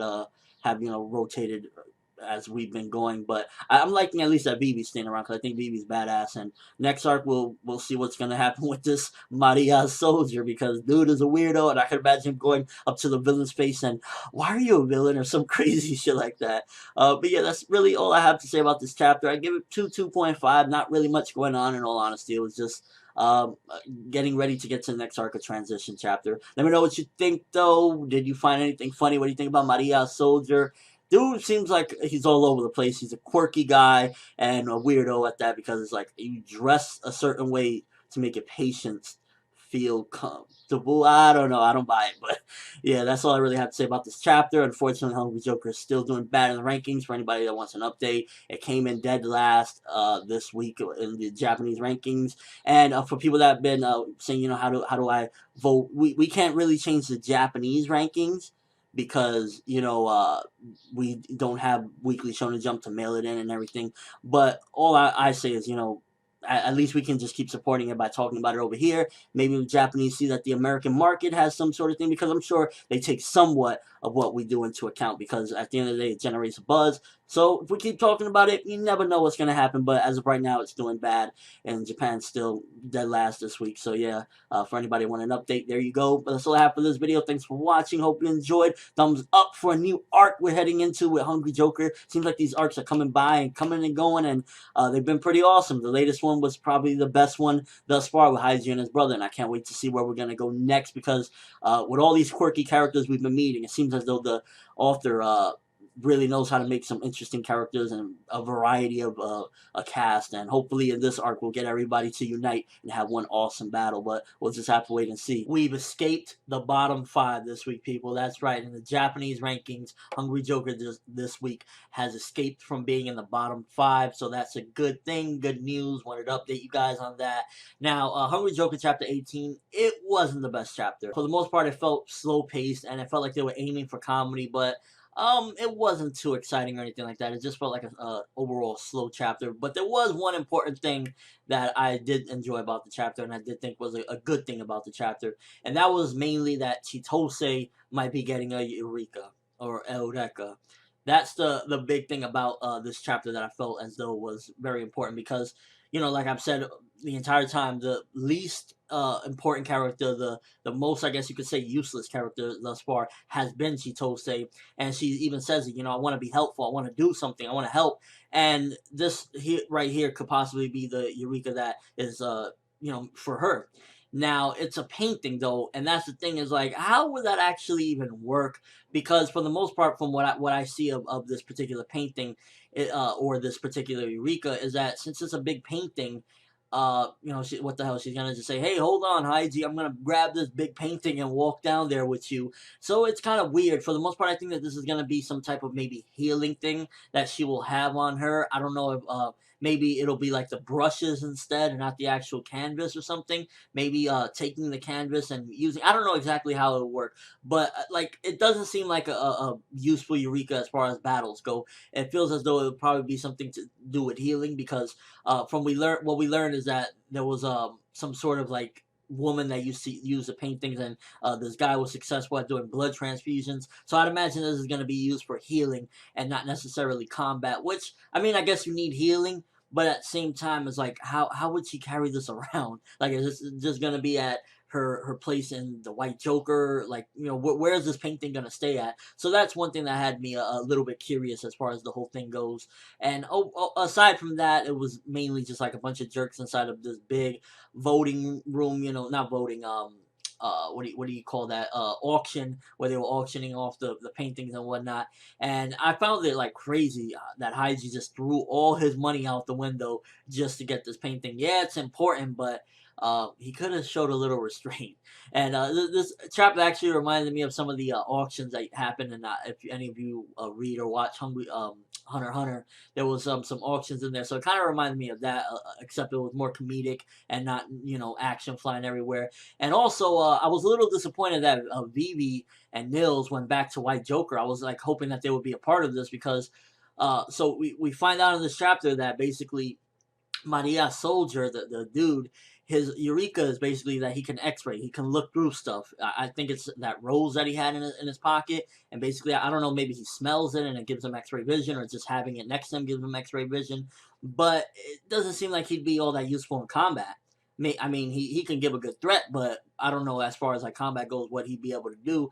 So it's like, who do we really have for combat? We got Chitose can't do nothing, and if she even gets that eureka, she probably still can't do nothing. This guy can do x-ray. We only really got Heiji. At least when we have Vivi, I was like, okay, we got Vivi, she could slice things up. And Nils, now that we seen his eureka, he could do some cool things, but now we lost two key players.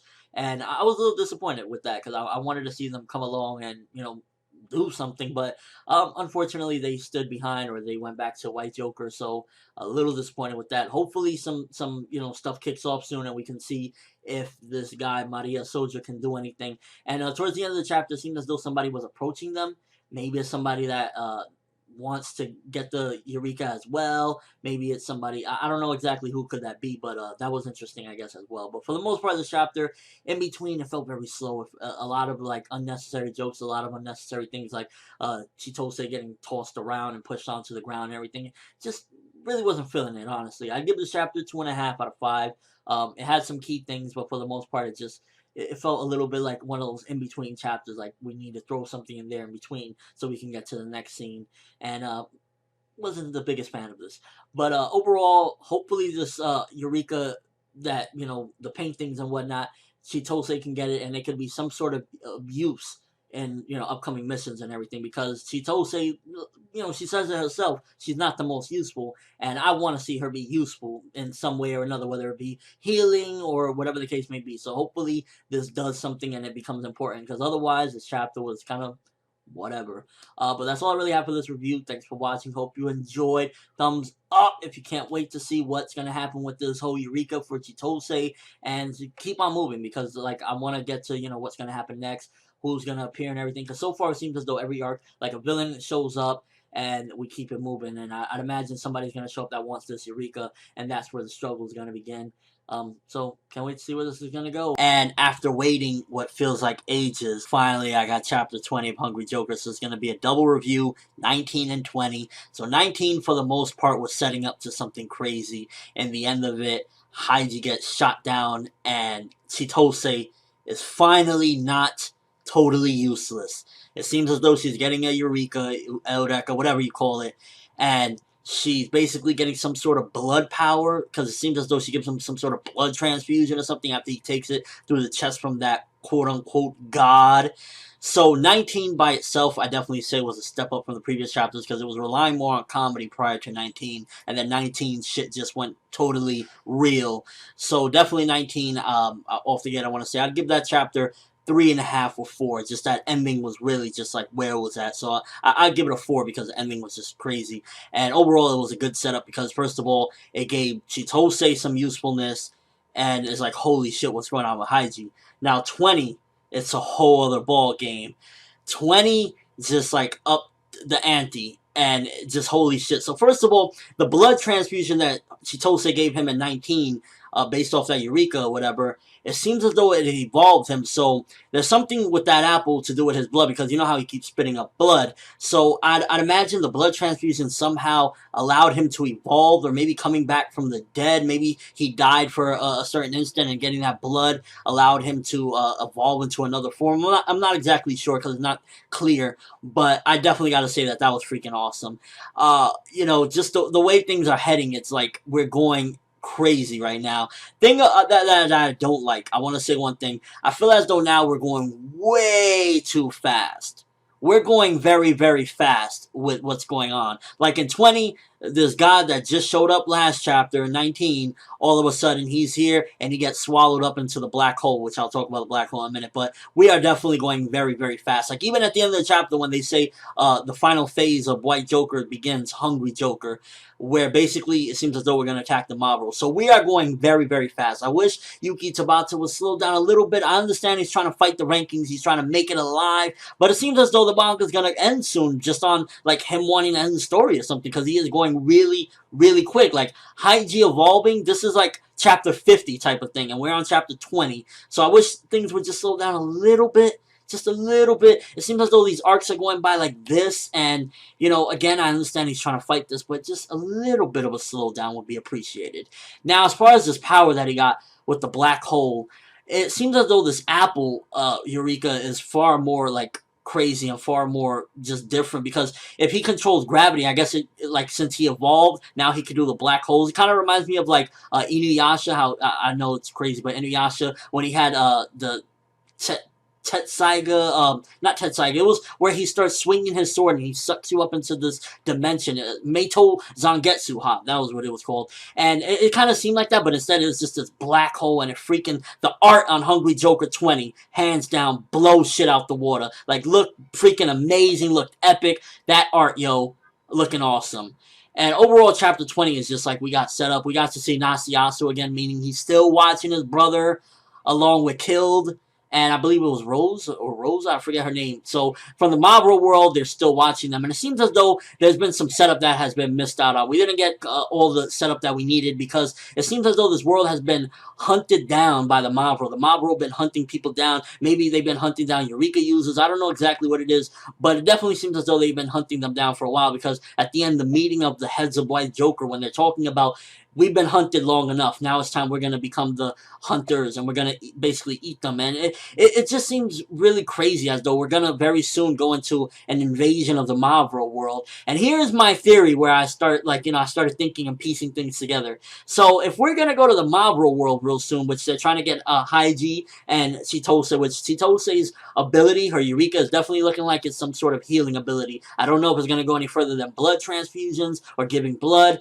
but it's definitely some sort of healing ability. So if they're going to go into Mavro, I got a feeling that when they go to Mavro, some of the Mavros are going to invade Earth, and Earth might end up getting fucking destroyed like the one shot. Anybody read the one shot Hungry Joker 0? The world is just decimated. It looks like broken down like hell, and I got a feeling it's a big possibility that Earth might end up that way, or it's a possibility that the Marvel world might look like that, because we don't know much about Marvel world at the moment, so it's a possibility that could be that. But I got a bad feeling that when they go to Marvel world, Earth is going to get messed up by Marvels, and when they come back, they're going to be like, yo, what just happened to our world?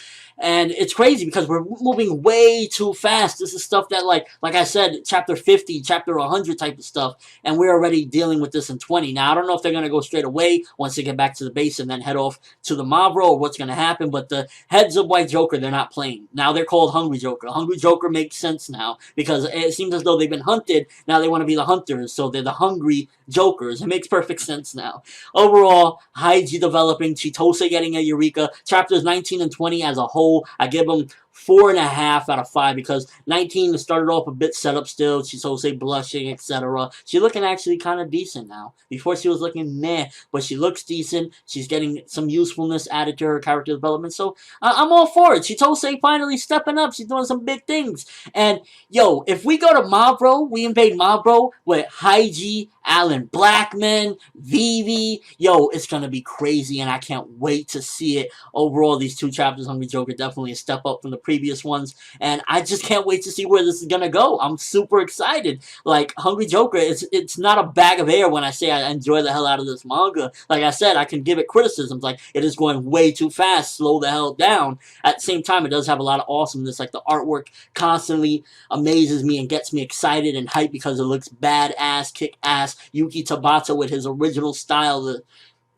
it's freaking awesome. In all honesty, it's freaking awesome. By the way, Volume 1 is on sale. You want to support it, hit up that eBay and buy some copies from Japan, because eBay, you buy them from the people in Japan, then they'll order more. Simple as that. I got my copy on the way. I'm just saying, Hungry Joker fan right here, yeah. But yeah, that's all I have for these chapters. Let me know what you think, guys. First of all, are we going to be heading to Mavro, a Mavro invasion? And does this mean that, like, Yuki Tabata is actually trying to wrap this up very soon? Because it seems as though he's trying to go for, like, let me beat them out before they cancel me, and let me end this soon. Does this mean that, like, he's gonna end Hungry Joker himself very soon? Like, might have one or two more arcs, like maybe Invasion of Mavro? Let me know what you think, guys. Is this ending?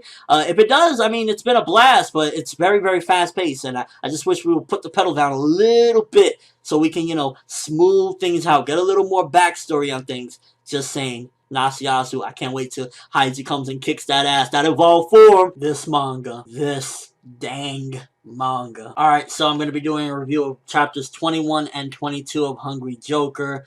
And from what I'm hearing, I'm not 100% convinced yet because I haven't seen it posted on any websites or anything. But I'm hearing that it's about like 85-90% sure that Hungry Joker is being canceled in the next issue of Shonen Jump, and I can believe that the way these chapters have been coming through. Chapters 21 and 22 to start off, it was just, very fast paced. And as far as the rankings go, I'm not going to include the last votes because it's so old already, but I want to say right now that chapter 22, counting it with this week's chapters that I read, hands down, Hungry Joker 22 over everything. Shit was just so freaking epic. Battles are going crazy. So, yeah, you can vote for your favorite chapter this week, whether it be Naruto, One Piece, Bleach, Hungry Joker, whatever the case may be. But getting into the reviews, so they decided to take this shit worldwide, and I really think I know where everything is leading, because they were in New York in the United States, they were in Moscow, Russia, and they were in China, and they were trying to destroy shit. Now, was this a ploy to separate everybody in particular areas or something? I don't know, but I can see that there's some sort of plan or something, because even if they were stopped, I would think that Killed would have some sort of plan, like, okay, even if our people are stopped, we spread them out in different places. And I think that, to be honest, Killed and the Mavro, Nasiasu, aka Haiji's brother, their plan is just to destroy the world. They want to destroy the human world, period, and that's what they're trying to do. So even I think that the fact that in 22, everybody was, the Mavro were defeated. They all lost pretty much. Vivi beat her opponent. Nils beat his opponent. And Alan Blackman, by the way, Alan Blackman, the Beast, beat his opponent. Pacing-wise, this is ridiculously fast. We obviously know why, because he's being pushed to the brink, and if this is true that he's being canceled, then he has no choice at this point but to go as fast as possible, because it looks as though Vivi's appreciation of Haiji and just as a relationship between the two of them has advanced tremendously, where she's like, he's the only person that she can count on. Alan Blackman appreciates him. They all appreciate him way too early, as far as, like, they've only had a couple encounters with him and they already, like, really admire him and whatnot. And honestly, that's just really fast pacing, and it's unfortunate because the battles went really, really, really quick. Ridiculously quick. It was like, they were amazing. Let me say that right now. They were amazing battles. Like, Alan Blackman already mastered his sound to the point where he could put his arm right through you. They all mastered their techniques and got incredibly strong, which again is another thing that last time we saw them, like last time we saw Nils, he just discovered his power. So for him to already have practically mastered it, likewise with, Alan Blackman, he was already kind of in the loop and everything, so it's more believable. But for Nils to be as strong as he's gotten to defeat a Mavro on his own, Vivi, I can sort of believe it in a way, but still there should have been a lot more struggle. And ultimately, this is a victim of fast pacing. Like, it looked incredible, but when you start analyzing it a little bit, it's like, damn, they're going so freaking quick with these battles, and it's a shame. Honestly, it's like, I'm looking at it, and the fights, like, they have their own little, like, look to it and style and everything, and the author's trying to bring a unique flavor to it. Like, they have their own particular powers, and they're using strategy with the powers to, like, defeat their opponents,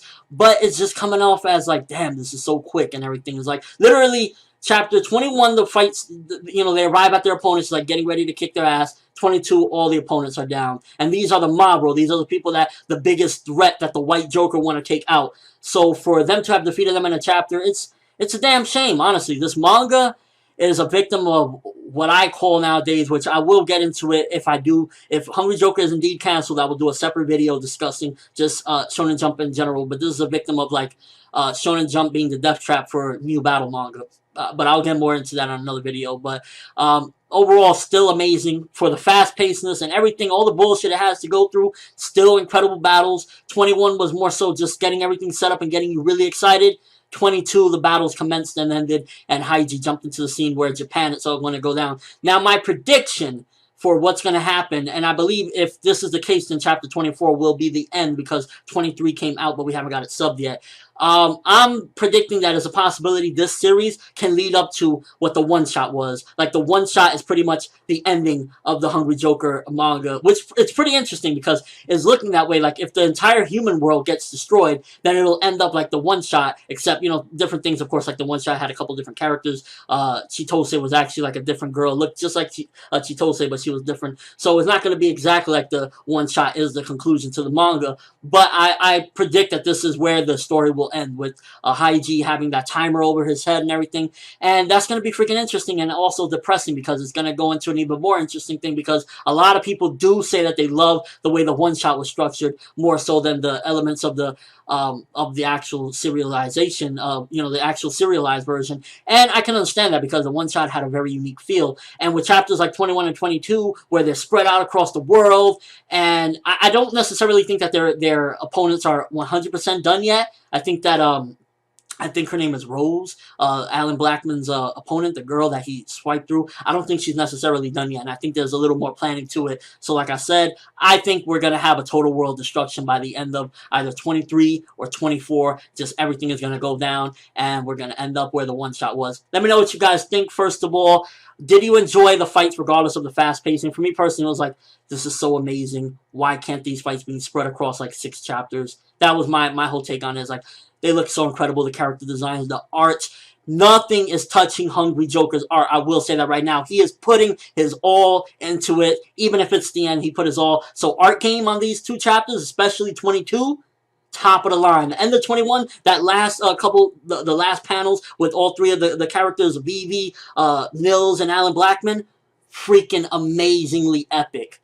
The problems with it is really just that it is incredibly fast-paced, and you're losing some of the interactions. You're losing the where the bonds start to get formed, because we only had such a small amount of time. Hopefully, and I'm keeping my fingers crossed, which I highly doubt at this point, because I've heard it from a couple of different sources, but hopefully we can lead into a Hungry Joker Part 2, where we take off from, like, with the element of the one shot, and maybe that'll be more successful. That's what I'm hoping for, but I don't know. Again, what do you think? If Hungry Joker is canceled, what is your take on this whole thing regarding, just Hungry Joker in general? Do you think that it was mistreated? And your thoughts on these 2 chapters? For me, 21 and 22 are the bomb.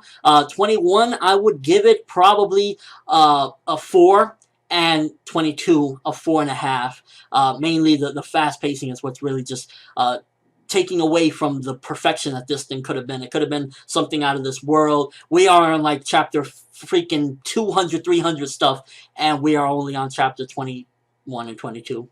So yeah, that's all I have for this review. Thanks for watching. Hope you enjoyed. Thumbs up for Hungry Joker, even if it gets canceled in issue 24 or whatever the case may be. It's the bomb. It always will be the bomb. It will always be that. This right here had super potential to be something incredible, and still is a nice piece of art. I mean, 24 chapters still could be an anime one day. You never know. So after chapter 23 of Hungry Joker, I've come to the conclusion that Shonen Jump has made a fatal error with getting rid of this manga. Hungry Joker 23 was godlike. Pun intended with that one. This chapter, goddamn, another amazing one, even better than the last one. And with one more chapter to go, chapter 24, I believe, will be the final chapter. I gotta say, it's been one hell of a ride. This particular chapter, first of all, let's talk a little bit about Killed and his powers and whatnot. His powers remind me, and I've said this in the past and I'll say it again, I think the mangaka of this has been inspired by Inuyasha in certain aspects for this manga, because first of all, Haiji's and Nasiyasu, his brother's relationship, is kind of like, similar to Inuyasha and his brother, they have brothers and whatnot. And then in particular, Killed's powers in this one, where he was like sprouting out those like tentacle looking things that was like stabbing through Haiji, reminded me of Naraku. It almost looked identical to Naraku from Inuyasha when he would start like stabbing people with all his freaking body or whatever. So it definitely reminded me of that. And it wasn't like the greatest power or anything. It looked pretty cool though when he was doing it. He's just going crazy. And the fact that everyone is just like come together with Haiji, again, it feels very rushed. This is another example of it being very rushed, because we didn't get a lot of that bonding. They could have gone on so many missions together before all of this happened. There was probably so many things that could have been done, because it kind of feels like when Haiji is talking about, having friends and how he, being alone is the worst. You didn't really get a lot of that bonding time, because everything was just constantly, we need a rush, we need a rush, we need a rush. So it's not that believable in that sense, but it still has the epicness surrounding it. So it's like whatever at that point, because it's not like you had any choice anyway. It's not like this was purposely done, that like Haiji's always been alone anyway throughout the manga. So there's not much you can really do in that aspect, but you do have the epicness surrounding it, and that transformation at the end. Like I've been saying, and I'll say it again, this manga is going to end up exactly how the one shot started. The one shot starts, Haiji has the mouth when he's screaming, he has the timer over his head. I bet you anything amazing. The end of chapter 24, Haiji is going to have a timer over his head, and that's how the manga is going to end, and that's how it's going to be. A couple things I want to talk about. First of all, with 24, I want there needs to be some things that are wrapped up, because now that Haiji is apparently like God mode, because I think that was very genius as well, of how all of his friends, you know, you have VV, Alan Blackman, Nils, all of them combine their little cells, put into the apple, and then Haiji ate it to ultimately become like a god. It was like Eden's apple. That shit was freaking amazing. I loved it. I thought it was freaking amazing. There could have been a lot more to it, because I think, like, as the story progressed, if it would have kept going, there could have been a lot more to the apple, instead of just, like, adding those few different people, because there's, like, a bunch of eureka users out there, eureka, whatever, that they could have added into there. But since it was still, again, another example of things got rushed.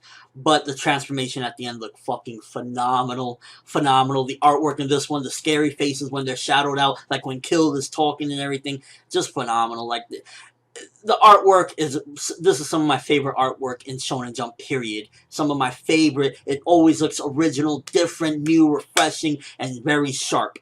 Very, very sharp. So artwork in this one, amazing. The epicness, the powers. It was all around 5 out of 5 chapter. Hands down, 5 out of 5. It was very fast paced again, because, like I've been saying, it's rushed. But 5 out of 5 nonetheless. Just freaking awesome.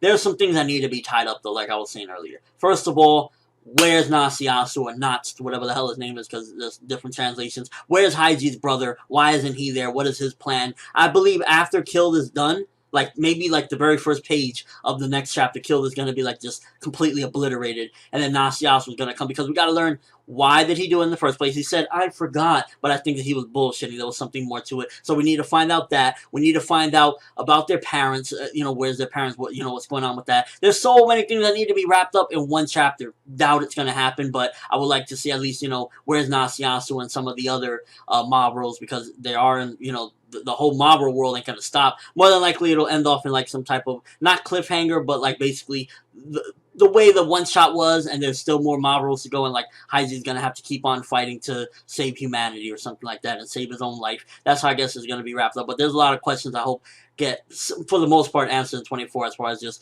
Haiji's relation with his brother and his family and everything like that. But 23, freaking amazing, amazing art. And this has been one hell of a ride. This was a big journey for me and any of you viewers that have been going along with this journey for, it's going to be the 24th week, or 24th chapter anyway, of this manga. And it's been incredible. You know, chapter 23, once again, got to give credit. One of the best chapters, my favorite chapter of the past week. It was just phenomenal. Obviously, there's no chapter, so you can't vote or anything. But I wanted to ask you guys a question. And my question here is, as far as new Shonen manga, will you be giving anything a chance that is coming out from Shonen Jump after this whole fiasco with, you know, this manga? I feel as though it was too complex for Shonen Jump readers in Japan nowadays.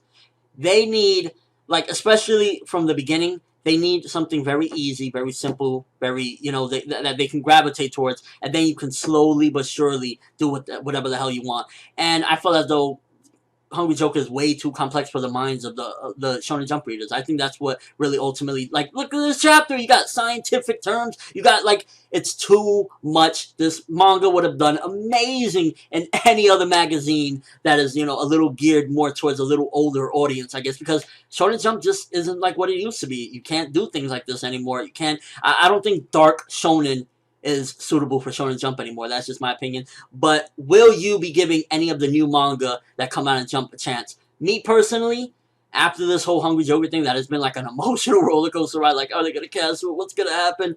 I'm gonna probably hold off on that. What I will do is, once a manga been out for a while and I see that it's gonna stick around for a while, then maybe I might give a review or here and there. But for now, after the journey and this experience, I see how things can go horribly wrong, how something this amazing can really just, like, get the axe for no reason. So Muto Black and all these other new mangas, BB Smokey or whatever, I don't think I'll be reviewing them from the get-go until they actually prove that they're going to be around for a while. But what do you guys think? Will you be checking out any new manga from the get-go with Shonen Jump, or are you going to wait? And your raw thoughts of Hungry Joker so far, because one more chapter to go, and it's going to be, you know, kapooey. But for what it was worth, chapter 23 and before, it's been a freaking amazing ride. Again, let me know what you think. votes from the the previous votes from the chapters of last week will be in the description. And Hungry Joker for the win. We've reached the end, people. Final thoughts on Hungry Joker. This isn't really going to be like a chapter 24 review or anything like that. Just going to give my final thoughts on the series. I will give a quick thoughts on the final chapter. Really was disappointed with it. I felt as though the way they handled it, obviously it was out of his control, but nonetheless, for what it was, it just really was disappointing. Picture Naruto meets up with Sasuke for their final fight. Sasuke, it's finally come to this. Thanks for reading Kishimoto's work. We appreciate your support. Hope you read his next one. First of all, the battle with Killed, very fast-paced, like I've been saying, ridiculously rushed. Then we get a pointless one-year time skip because nothing's really changed, aside from that Haiji can smile now.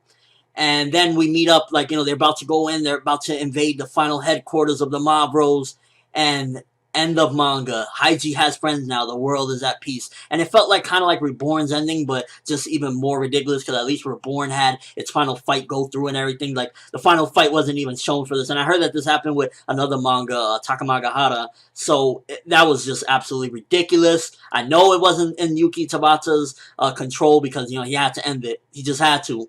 But nonetheless, that was just really, like, I couldn't stand that ending. Hungry Joker, in a nutshell, I feel as though the best way to describe it as a Shonen Jump battle manga is a lot of wasted potential, because it started off with such a great premise. It had a lot of good fights, but it just constantly kept on getting rushed. And, throughout, even to the very end, the very final chapter got ridiculously rushed, where we're getting a pointless year time skip and then meeting up. Final battle, guys. Goku versus Kid Buu. Read his future works. You ain't seen that.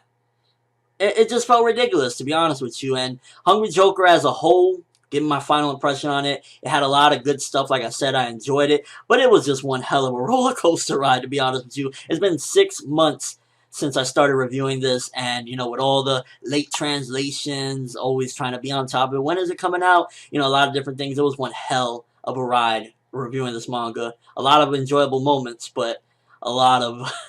I guess you could say stress, so to speak, because it was just like, it felt so unfair with this manga. That's another thing. It just really felt unfair, the constant fast pacing and all this. And I understand that Jump, it's a business at the end of the day. Regardless of what, you can't fault Jump in a way, because it's a business. They're trying to thrive, change, grow. The manga industry is shrinking year after year. They used to sell 2.5 million magazines a year. Now they're selling, like, I think 800,000 a year. So it's obvious that they have to do what they have to do, but it still nonetheless sucks that Hungry Joker ended on such a sour note, because you've seen my reviews. I really enjoyed a lot of this manga. Did I overhype it? No, because I felt as though I was speaking my mind, speaking my piece. When I said a chapter was slow, I said a chapter was slow. But nonetheless, I think that Hungry Joker, for what it was freaking just a great start with a sour ending and a lot of fast-paced, ridiculously rushed parts, shall I say, to it. And yeah, that's pretty much my final thoughts on it. Long live Haiji. Chapter 24, just really such a sour way to go, honestly. Didn't even explain the transformation well, how it had, like, these horrible effects, but we didn't get to see what any of the effects were or anything. It should have ended like the one shot. That's the best way I guess I could say. It should have ended like the one shot with the timer over his head or whatever, but we'll never see that. And I guess I want to put out, now that Hungry Joker's over, obviously, I always like to have my one manga review that is kind of like, off the grid manga, not like a Naruto, One Piece, Bleach, Fairy Tail, not the big stuff. What do you guys think should be the next manga I review? I'm going to take some serious time this time before I pick the next one, because we see how Hungry Joker turned out. That was freaking a nightmare. So, recommend me a manga that I should review weekly. Nothing new. Don't recommend me the new stuff, because I'm just not. Hungry Joker was too much of a crazy ride for me to jump right back into another one. So no Muto Black or CC, whatever the hell the new mangas that are coming in Jump. Don't recommend those. But recommend me something, one, that is ongoing. Two, that it's good, that it's enjoyable. I'm going to actually have a good time reading it. And just something like, fresh, something a little bit different. Don't recommend me something that is like, something that I already review, because I already review it. And overall, again, Hungry Joker, like, if you want a quick 24 chapter series, there you go. That's pretty much it, because it had some good moments to it, but just, god damn, rushed.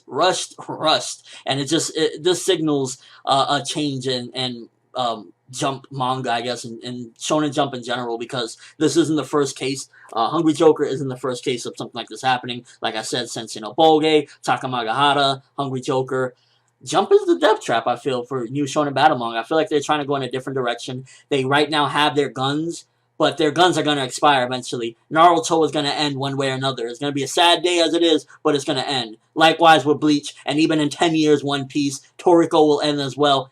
And then what? You know, don't get me wrong. It's cool that they have a variety. You got the Kuroko no Basket, I believe that's in there. The Assassination Classroom. You know, you got a variety, but I think having some fresh Shonen Battle manga in there is also a good idea. And it sucks the way it went out. But again, recommend me new manga to review. Nothing new. And also, Hungry Joker fans, give me your final thoughts on Hungry Joker as a whole. Did you enjoy it? Do you think that it was just ridiculously fast-paced? And just, you know, your final thoughts on Hungry Joker as a series. This was one hell of an experience and one hell of a ride. And I'm still, regardless of what, glad to have been a part of it, because I did enjoy this manga a lot for what it was worth. And Yuki Tabata, I'm definitely looking out for your next work, man. Arigato gozaimasu for Hungry Joker, I will say that. But that's all I have for this video. Thanks for watching. Hope you enjoyed. Thumbs up for Hungry Joker one last time, because it was freaking, you know, for what it was pretty freaking enjoyable. And I still stand by what I say, it having one of the strongest first chapters I've read in any Shonen Battle manga.